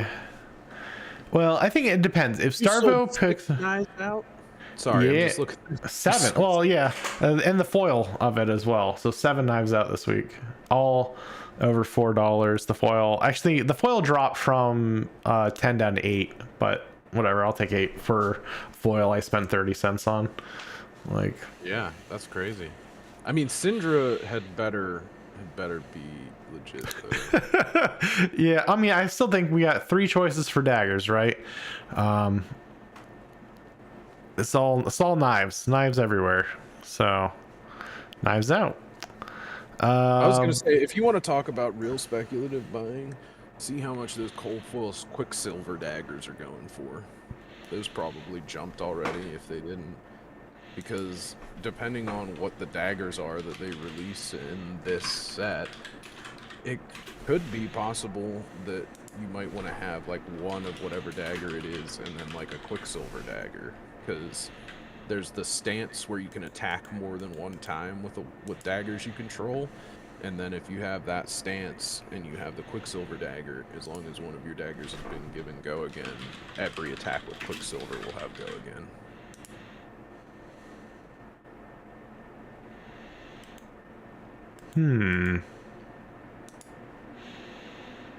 Only $4 right now. Huh. And it should line up more with like even a bad cold foil, but a cold foil that you have to use like Volzar. Cold foil Volzar is $10 on a hero that's not meta, but it's a weapon that you definitely use. Now, I'm not saying you definitely use Quicksilver Dagger, but free go again just because you gave go again to the other dagger seems promising. Yeah. Oh, actually, I was looking at the promo. The promo cold foil is $4. The regular cold foils are $1.70 each. What do you mean promo cold foil? Do you mean promo rainbow foil? Wait. Does this say? No, the promo Quicksilver dagger is a cold foil. Oh, yeah, because it's... Yeah, because it's from an armory, right? I don't know. It doesn't say on here. There shouldn't be more than one cold foil Quicksilver dagger. Yeah, the LGS 1112 is cold foil. Oh, there's two. There's two because it's left and right. No, there's three, technically. Oh, okay. Yeah. The promo is one. Then there's the left and right one, and I think both of those are cold foil. Let me just double check. No, oh no, poor Os. Oh, that's gross. Okay, never mind. Okay, so in the set. Dynasty I forgot one they is did that shit. Yes. Yeah. Sorry. So that is awful. Actually, no, so that's it is what they two. did. Yeah. That's what they did. So this is going back. In Crucible First Edition, they put the cold foil left Kodachi, but the cold foil right Kodachi was a WTR armory promo. So the promo cold foil harmonized Kodachi is, I think, more expensive. I'm not sure. Honestly, they're both so old. They're both probably around the same price at this point. But yeah, so you would have to get the Quicksilver dagger of the left one. So you would need cold foil of Dynasty 69. And there isn't a cold foil of Dynasty 70, right? Yeah, right, because that's the one that's the cold foil promo. Yeah. Yeah. So, but $4 for a cold foil promo, like, if it actually goes off, that should be $20. And then the one that is just a rare cold foil out of the set, that one would probably be 10. But to be honest, they probably wouldn't. I couldn't imagine playing both of them. It seems like the kind of dagger that you would have, like maybe you have one draconic dagger that's got some kind of like bigger on-hit effect or something, and then you have the Quicksilver dagger. I'm not 100% sure. All I know is that it only costs one, and it has go again as long as you've given go again to another weapon that you control. So, yeah. Yeah, I have to see if I think I got a Quicksilver dagger recently. I'll have to look up my vault inventory for that, but yeah, maybe it might be worth. Normally, my price range, my speculative buying is closer to the 50-cent range. So when I'm looking at like these deck lists, what I'm eyeing is Awakening and Pulse of Eisenloft. The Pulse of Eisenloft is a little pricey for me. I think it's sitting at like $1.10 right now. That was the Pulse? Yeah, Pulse of Eisenloft. Awakening, I have so many of. I think I probably have 70 Awakenings already. Why Awakening? Just because Starvo's running it in his deck list. Yeah. But there's only one, so maybe it won't pop off. Like, things that need 3 obviously have a much higher demand. It's too bad you didn't buy into the cold foil Pulse of Eisenlofts like before Jarl was announced, because those were down as low as $12, and now they're back up over 30. Yeah, that's too much gambling. I'm slow and steady. $30 on 100 cards. Oh yeah, definitely. Yeah. Especially because unlike penny stocks, it almost always pays off. It has not done me wrong yet. So. Well, yeah, because once they're worth $1, they can't, become any shittier. They can only one day become playable. They can't become any less playable. Absolutely. Words to live by. Yeah. My stacks and stacks of cards. Little test. Yeah. I mean, you see the Knives Out sales. Like. Well, all I know is that this game is really popping off. Did you see that Prague is sold out? 900 tickets to World Premiere Prague is already sold out. Sold out like 3 or 4 hours ago now. Yeah, and I know you thought, I don't know, the mat is cool, but I really think it's just everyone wants that. That's the first look at the Hunted, like the first real look, really, right? Like that's the reveal of everything. That's gonna be. But it's sold out 2 months in advance. It's Yeah. already, like, it's not soon. It's not I don't. soon. Yeah, but I don't know. Have you ever seen them hype up the sale numbers? Like, I think they were really leveraging FOMO on like social media. Like, as soon as it hit 50%, then it hit 75% of that. They're just like constantly posting. And I think I saw like Suki Lee was like, oh, the FOMO's got me. I guess she's like, I wasn't planning on going, but I guess I am now. And she just bought a ticket and was like, I'll figure out a flight somehow. Excuse me. I mean, that's being dramatic. Yeah. Maybe I'm just a poor person, but you can't just decide to go to Prague. You had enough money to go to Prague if you're going to Prague. Yeah. Well, I don't know. I mean, I'm guessing people who are like top aiding events probably have a little bit more disposable income for world flights to play in competition than us plebs. But I don't know. That'd be cool. Yeah, I mean, I've only ever won money from Flesh and Blood one time, and I immediately spent it on cards. So yeah. Yeah, I don't know, man. They're real hard on the FOMO, which I don't think I'm a big fan of, honestly. It's not great. Even that bad though. I mean, Dude. Yeah, you try to buy the LSS Stanley Cup for $100 and tell me you're okay with it, like, or the LSS scalpers Stanley Cup. Yeah. Yeah, because I was bitching about wanting to have a cup. I want to just be able to go to LSS's website and buy a hoodie and a cup. Is that so much to ask? I don't want to fly to Portland just to get some swag. Right, there's so many mats. I don't know. I mean, I guess mat exclusives for events has always been a thing, but like expanding the merch so much to like event exclusives is a bit frustrating. Like, I mean, more power to the people that are doing like the coins and stuff. Like, okay, you go to Portland, so you're gonna get the special pitch coin that's got the Oregon State shape. Oh, which looks gorgeous. I forgot about that. I'm jealous of that as well, but like, that is, a nice keepsake, right? But like, you're selling the LSS cups. You gotta go to Portland to get the cups. Come on. Yeah, I mean, yeah. So that's the thing. Is like the token I think is cool. I mean, because it's what, the 50th event, or the 50th calling. So it's a, something needs commemorative. So get some commemorative merch or something. But I don't know, just having so many events all having like their own individual. I mean, I can't even imagine the logistics that they go through to produce all this stuff and sell like at each event. Like, I don't know.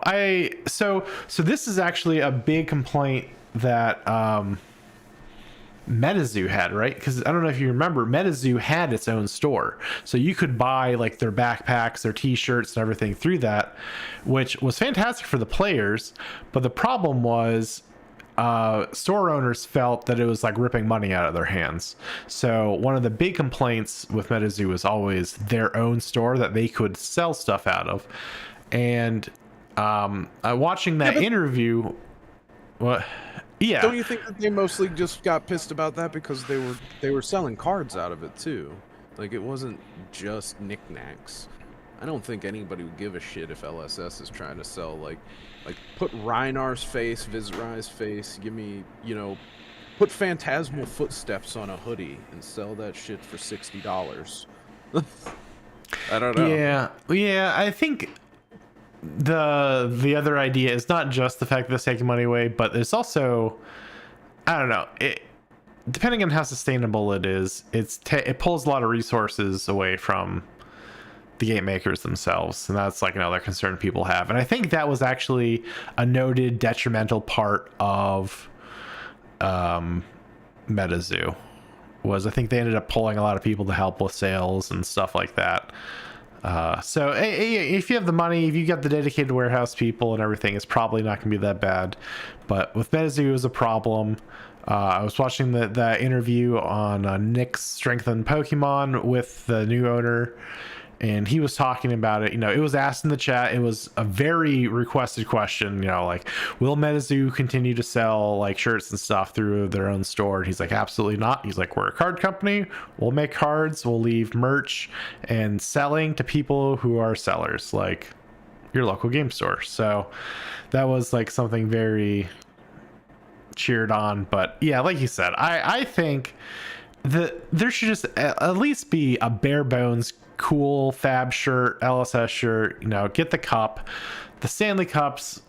I still don't get the hype over Stanley Cups, but like having any LSS cup would make me happy. I think even a coffee mug. Give me an LSS coffee mug, and I'll drink. I'll sip with pride, right? Like, I don't know if maybe I'm insane for this, but I mean, how much would it cost for them to call up, Polo and be like, hey, give me this pink Polo shirt, and give me a little LSS embroidery right under the little Polo man.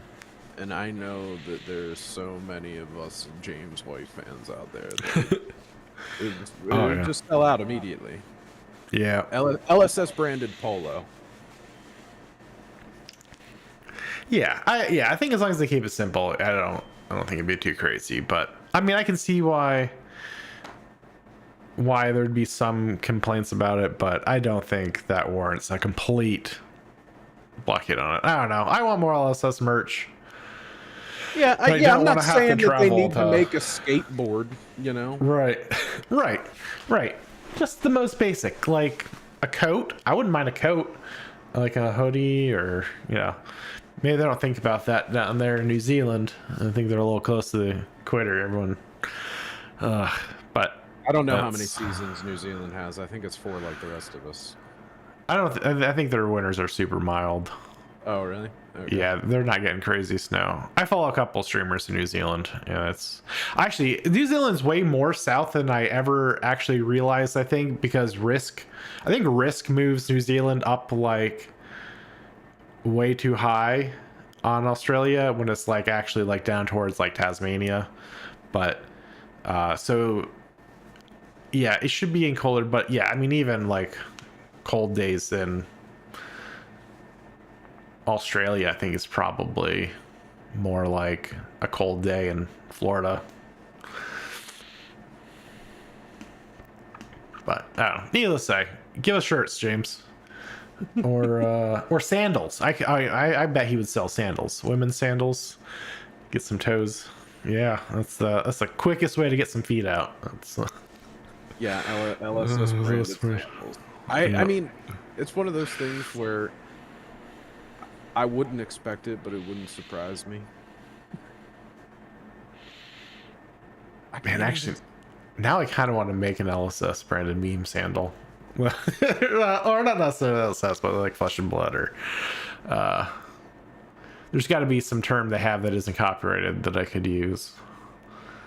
Like you're like trying to figure out like where's the loophole so I can get this foot money. Yeah, like sandals of Candlehold or something like that. That would be. I bet you they didn't copyright Candlehold or trademark it. So there we go. I don't think they trademarked "Get Routed, Idiot." That's on a shirt that I have. Oh yeah. So I was trying to look at like how many people were on the Flesh and Blood TCG Reddit, because we were talking about engagement going up, and I think we're almost at 24,000 users on there. Which, and also I started a Blue Sky, which, I don't know if anybody will ever actually go on here from that, but it's pretty awesome. Like there's a lot of interaction. I'm seeing nothing but good things from the community in Flesh and Blood that's growing.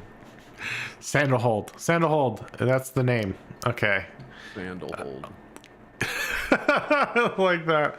That's funny. Yep. All right. I'm stealing it. Sorry. Expect to go to my website and buy Sandalholds. That's yeah, just pulse of Sandalhold along the top, and then just all the foot art under it. You get the lightning greaves in there, the phantasmal footsteps in there, the what is it? The Meridian. The I mean, pretty. There's so many. There, like anything related to Candlehold. If there's Candlehold and a woman, then the feet are out. Even Shiana. Remember we were looking at the shapeshifter. It's just the dog looking straight at her little. No, not Oh, no, that was Shiana. Taylor. Taylor. Yeah, Taylor's got her toes out. We went through every revision of that art piece, and not a single one without toes out made it through the next round. It was, Yeah, all the closed-toed shoes were just like, get that out of here. We don't need that around here. No. Yeah, it's like, yeah. The only big surprise about Taylor was that she wasn't a redhead.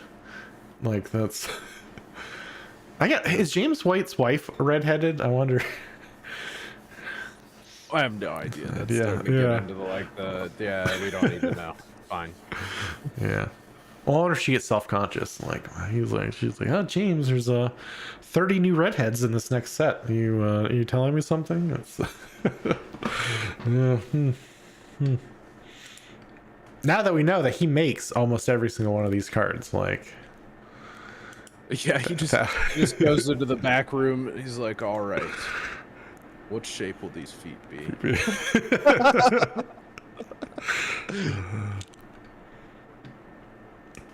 Man, what is there so many vantage points being sold? Was that in the deck lists?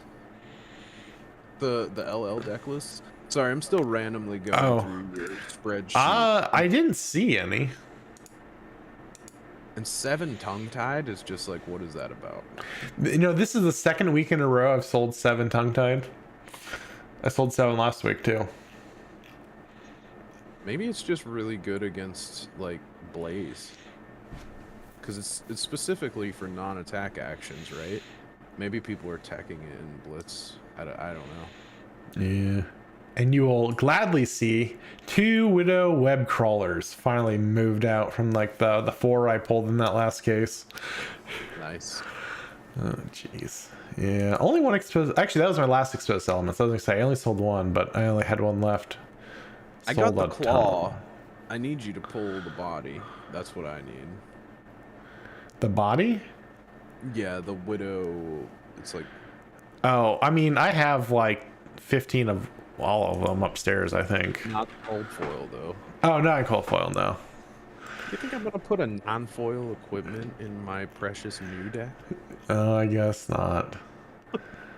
Emerald Scolding was one that popped up for the first time in a long while that I wasn't expecting. Yeah. I think that's probably Blaze, because she can play on the opponent's turn. I think because she can just banish the counters. Let me read her just to make sure I'm not talking out of my ass. But yeah, I was surprised at the Blast to Oblivions. All the Condemned. I think I got completely bought out of Condemned to Slaughter. Count Your Blessings completely sold out, but that's totally expected. I'm surprised the blue one's still sold, to be honest. Yeah, but blue now is at the same price as red and yellow, so it used to be like 3 or 4 times their other ones, but blue now used to be the most expensive one. Yeah. Wow. Okay. Well, I mean, I guess it would make sense considering Enigma was the problem child, right? So. Yeah. Oh, you actually sold a set art card too. Did you pull the cold foil of that? I did. I've kept that though. I didn't put that one for sale, I don't think. Because that's actually one I would rather pull the cold foil of that than like any of the like Burden's Feet or whatever. I think that's like a cool collector card. Yeah, it was $1 more than Burden's. I think it was at $4 last I looked at it. It's not too bad at all. We are seeing, it looks like you only sold 2 Blade Runners. Did you have multiple Blade Runners, or did you sell the only ones that you had? Those I think are foil. Oh no, those weren't the foils. They may have just been my last 2, honestly. I've been selling a lot of Blade Runners. Like I think last week all my foil Blade Runners sold. I think these might have just been my last 2.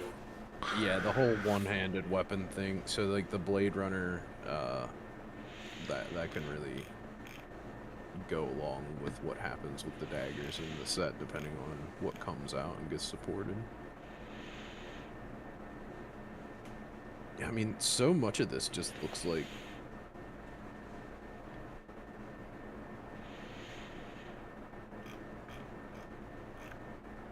Yeah, all I can say is that it looks like there's plenty of players Yeah. of all levels. There's Yeah. people, there's people speculating. There's people building decks. There's people doing the best they can because they're buying weird cards that don't make any sense.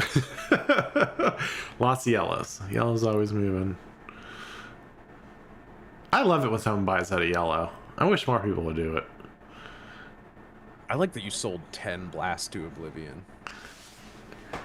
Yeah, that dude bought 10 of 3 different cards. Oh, Earthform.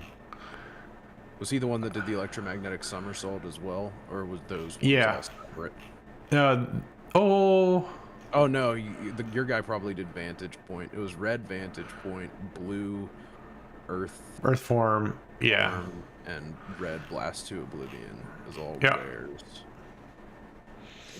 I mean, how much were you selling them for? Just out of curiosity. 8 cents, I think. Oh, okay.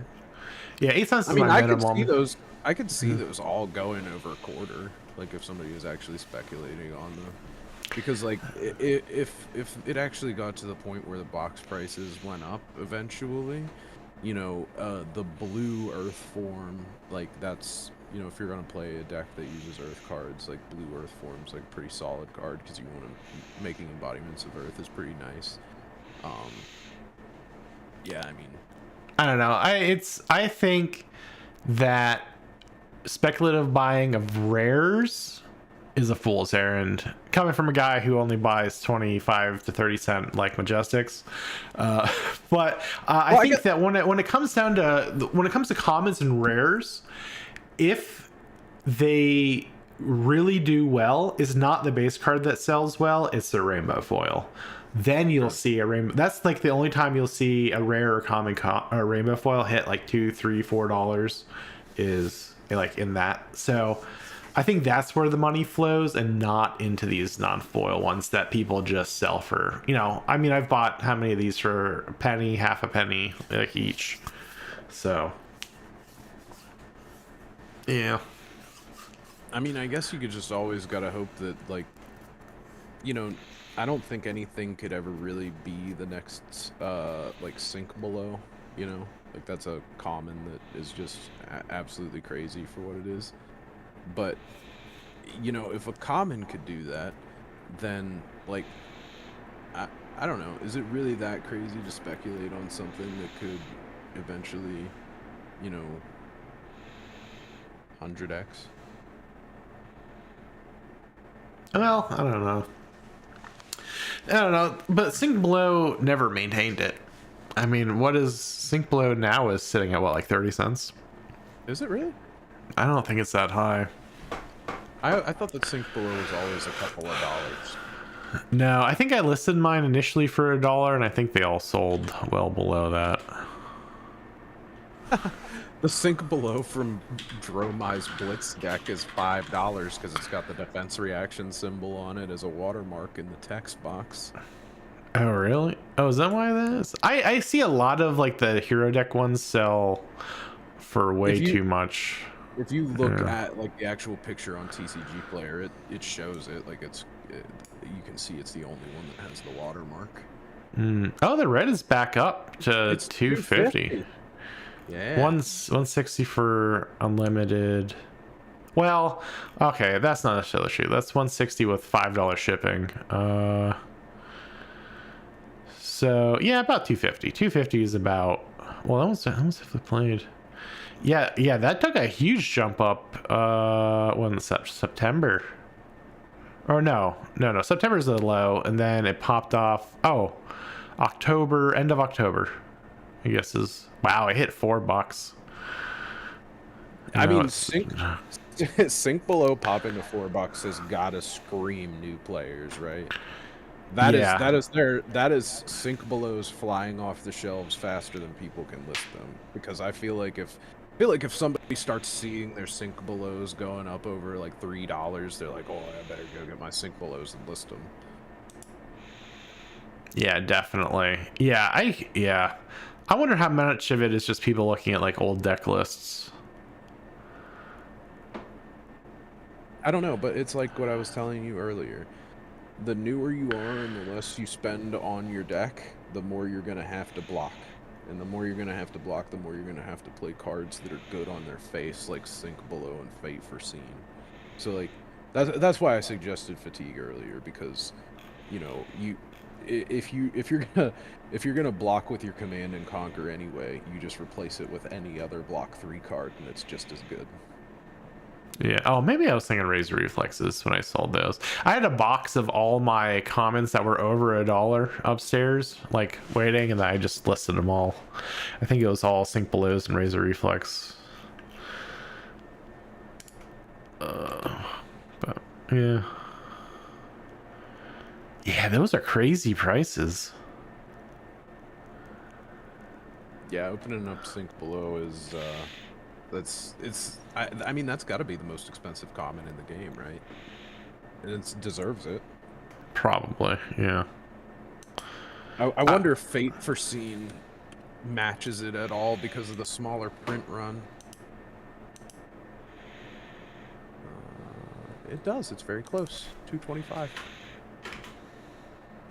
Not as used, but smaller print run. That is something that I could see. Like, what's the rainbow foil at? I bet it's more than $10. Oh no, that's first edition, of course. Yeah.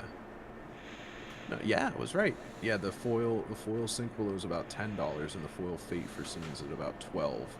So you can see the foils separating faster because of the lower print run.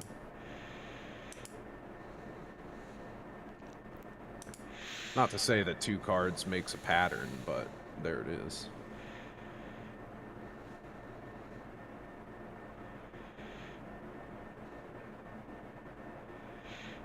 Yeah, man. Yeah, these decks, man. These are some crazy deck prices. You still looking at the Living Legend decks? No. I'm looking. I sorted all of the commons by most expensive to least. So like eliminating promos and decks, I was trying to look at, but I was well, some of them are just extended arts, which makes sense.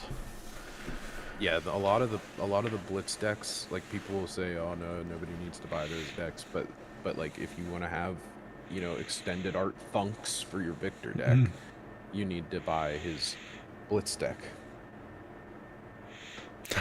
Why is the Crucible cracked bauble at 60 cents? Probably because it can be rainbow foil. Oh, yeah. That used to be a huge meme stonk on Wall Street. I mean, still kind of is. Ooh, I might have to look at buying some of these. Yeah. Yes, I mean, some of them, actually, no, some of these are down to 30 cents. Maybe I'll...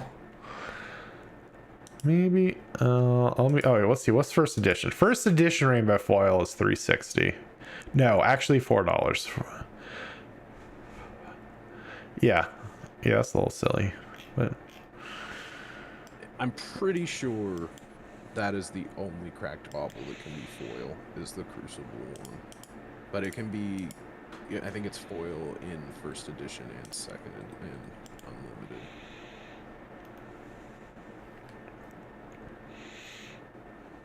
well, not to keep just going through TCG Player and look talking about card pricing. The one thing that we talked about last week that I wanted to bring back up again this week with a brand new announcement is the new gem dashboard.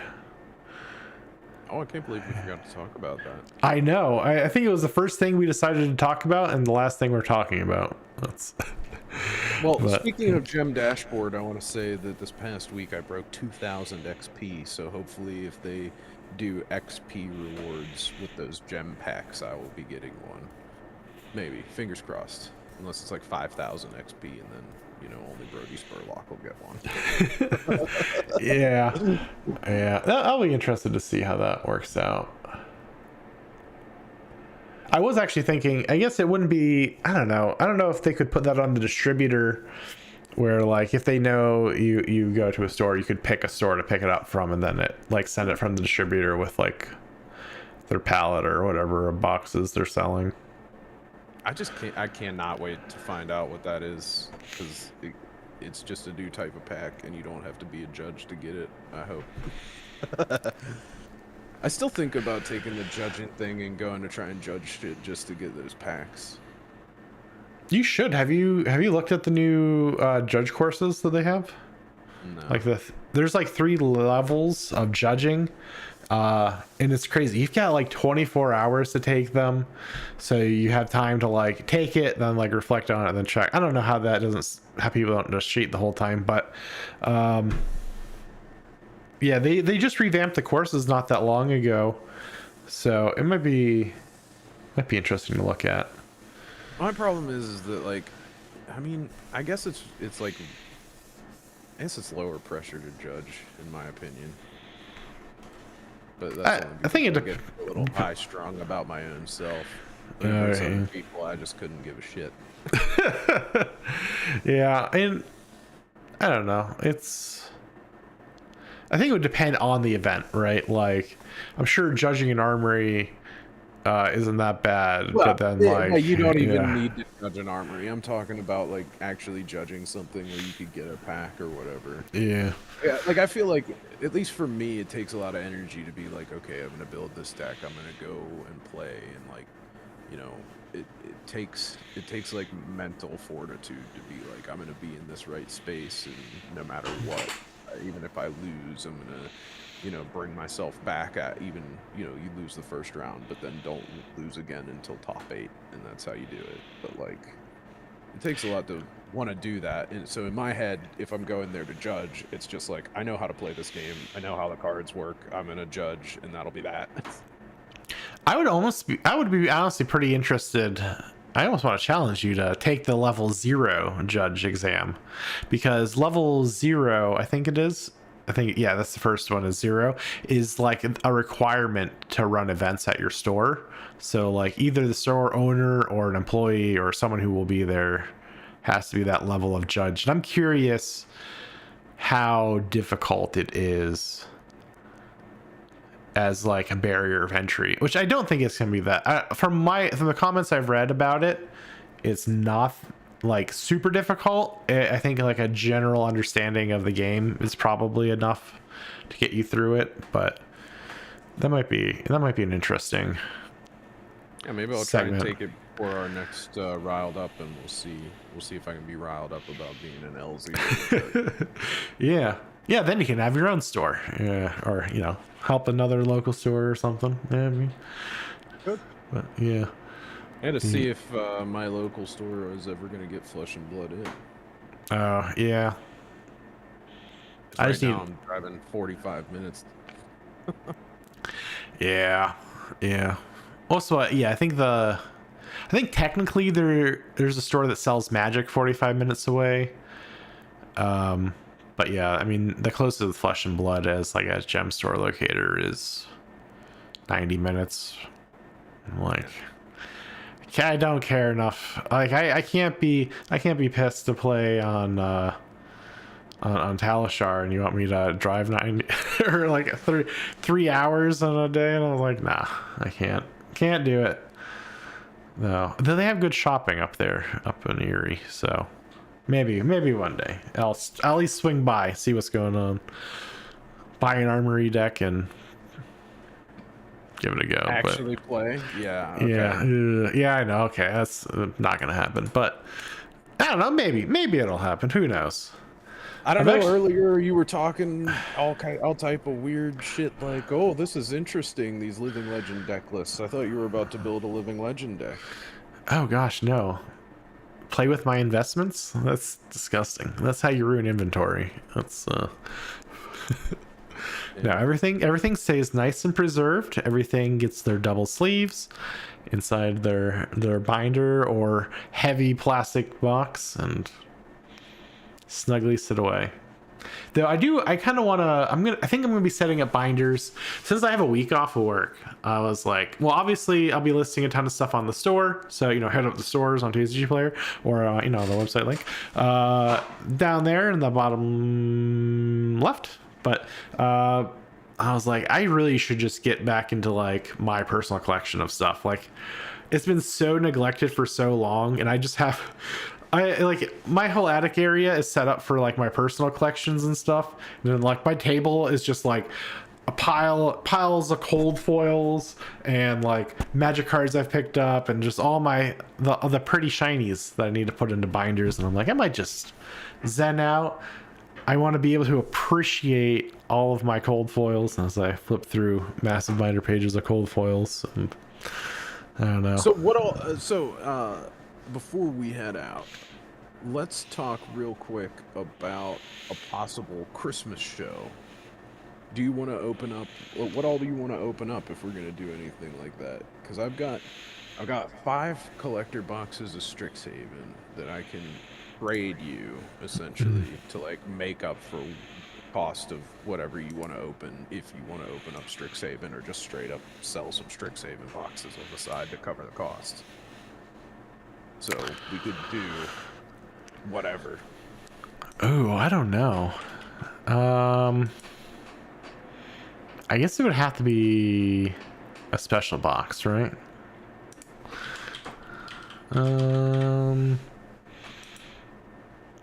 Yeah. Well, I was gonna say it could be super special if you want all 5 of the boxes. Yeah, I don't know about that. Let me. I think I have a box in mind, but I think I want to keep it a secret. I don't think I want to spoil big Christmas time openings. All right. And then maybe if we actually have any kind of interaction or whatever, we can do some giveaways. Because I do have cool shit that I don't mind giving away, like a sealed Heart of Find All sleeves. So like, and I'll tell you what, if anybody out there is listening and is a collector, there's something very special about these old ass sleeves that have like Heart of Find All or Find All Spring Tunic on it. These sleeves, you unbox them and open them up and they smell like maple syrup. Really? Do they come from Canada? I have no idea. All I'm saying is that these are promo sleeves that don't really come around that often. And I don't remember if like the chain sleeves, it's something to do with like the Fab art sleeves from they smell like syrup. Huh. It's really strange. Yeah. But yeah, most of the stuff that I've got sealed that would be cool for like giveaways and stuff is not Fab, because I have a real problem just opening up anything Fab that I own. Yeah, you do. I was starting to get bad about it until I finally got like enough money. Actually, I need to replace some stuff that I've opened to sell, because I was trying to like nudge along the store, get some more inventory and stuff. So I opened some boxes I didn't want to necessarily, and now they need replaced. So all I know is that it's not even that bad, because I had 2 cases of Monarch and I was like, screw it, I'll open it. I still ended up getting 2 cold foil carrion husks and a cold foil vestige of soul out of 2 cases. Yeah, that's dirty. I don't appreciate that. That's No, your luck is absolute trash. Because I pull, like, I open up like a 10th of the product you open, and we have like the same, like I've pulled the same number of marbles and legendaries as you. yeah, I know. It's not great. I think it's just because it's a random sampling. You're always just buying a case and opening a case, whereas like, I might drive an hour to play an armory somewhere and buy their 3 packs that have a legend in it. I've just got that rare finder or something. I don't know.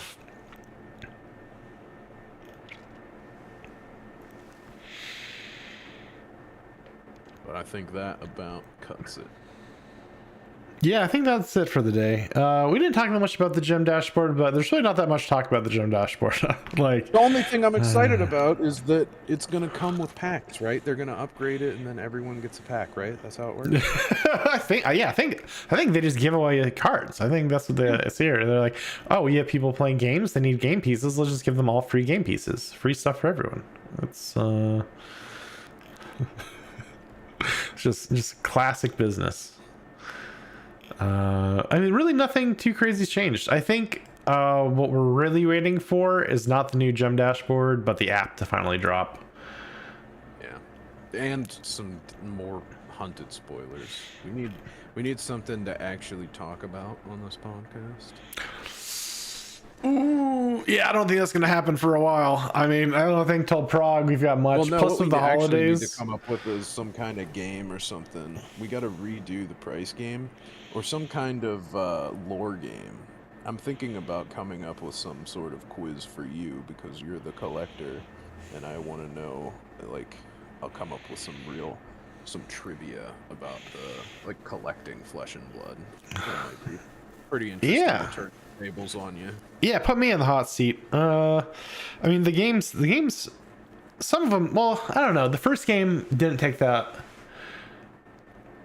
long to do. The second one, the price game, only took long because I had to do the initial setup for the slides. But now that I've already made them and it's just a matter of swapping out like the images, I should be able to pretty quickly recycle that content real fast. But oh, she's trying to get us to drink. We need to have a fab trivia drinking game. Oh man, maybe that can be part of the Christmas stream. Yeah, actually, that kind of reminds me. So there's a bar in Japan that is a TCG bar, and you bring your favorite trading card, and they will make a custom themed drink for you based on the card that you bring in and show them. And I don't know. I'm always curious. Like, what do you think? What card from Fab would you bring in to turn into a drink?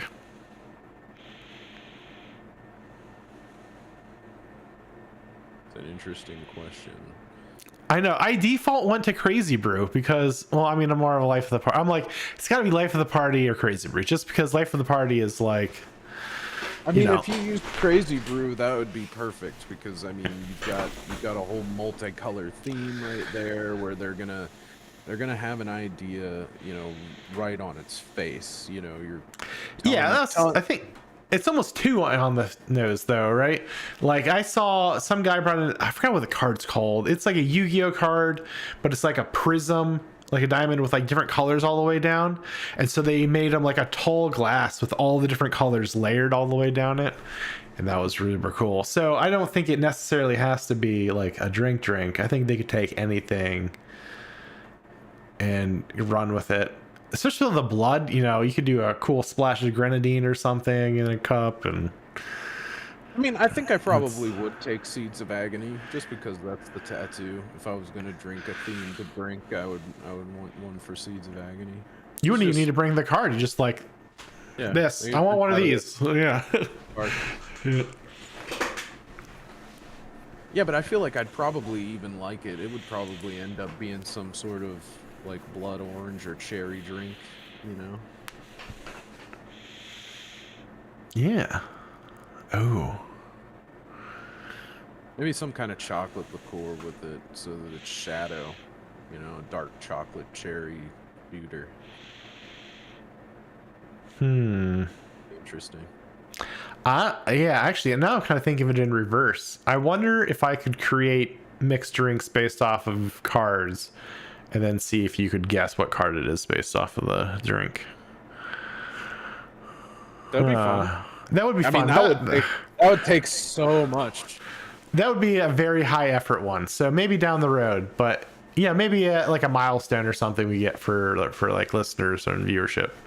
Maybe that's Actually, something. It's kind of a weird point that I never thought about is that like I do enjoy doing this, but that it's like, how hard do you try whenever it's just like, hi Liv, it's just like basically. Wow, there's 5 people watching right now. Hello all. live in 4 other people. Yeah, you know, That's actually more than I thought. I thought it was just, you know, me on the stream looking at it. oh, well, maybe you're one of them, but yeah, there's 2 on No. YouTube, 3 on Twitch. How many on Kick? If you're watching this and don't know me in real life, God bless you. Right? Thank yeah, you, 2 honestly. on Kick. Yeah, actually, yeah. So there's yeah, who knows? We're popping up. Honestly, the VODs on YouTube get a lot of views. Oh, I don't know about a lot. Like 30, 40, 50 views sometimes. Yeah. Really? Yeah. Okay. I'll just trust you on that. Yeah, VOD gang. What's up? Yeah. No, for real. I thought we were just, you know, talking to the void and, you know, and my wife and Pete. Yeah. You know? Yeah. So, yeah, you know, I mean, I would appreciate all you VOD boys to like and comment and subscribe to the channel because, you know, only 80% of, no, it's not even 80%. I was gonna say only 10% of viewers are subscribed. So, well, the numbers help. The numbers help a lot. So, yeah. I'm floored that you said a double-digit number. So, you know, hey, anybody actually seeing this, thanks. Yeah. Consistency is key to all streaming. That's why I always try to do 2 to 3 a week and try to have a schedule. That's once you've got a schedule, you're already ahead of 90% of other content creators. So that's true, because at this point you and I are mutually engaged where we'll have to let each other down and feel guilty if one of us cancels. Yeah, honestly, that's how my first podcast did so well, I think, and why, like, 'cause my first ever podcast was like Too Fat Too Fit, which was a fitness podcast with a buddy of mine, and we would go to the gym together every day, and then one day a week after the gym, we'd be all gross and stinky, and then show up at my apartment and then do the podcast, and there was just a lot of like I can't back out. We were just at the gym together. Like that day is gonna happen. He knows right? that I'm not tired or whatever. Yeah. like I'm not sick. Yeah, so it definitely helped. Especially keeping me go to the gym, right? Like because even at the time he worked at a building like 2 buildings away. So yeah, I don't know. I'm like, ooh, should I just drive past him and then go home? No, we're going to the gym. So but yeah, no, I like it. That it helps. It definitely helps to have somebody to like hold you accountable. So but yeah, I mean, all that said, thank you VOD people. Thank you everyone for tuning in to another week 7 of Riled Up. And any final notes, Andrew? Riled up, riled out. All right. See y'all later.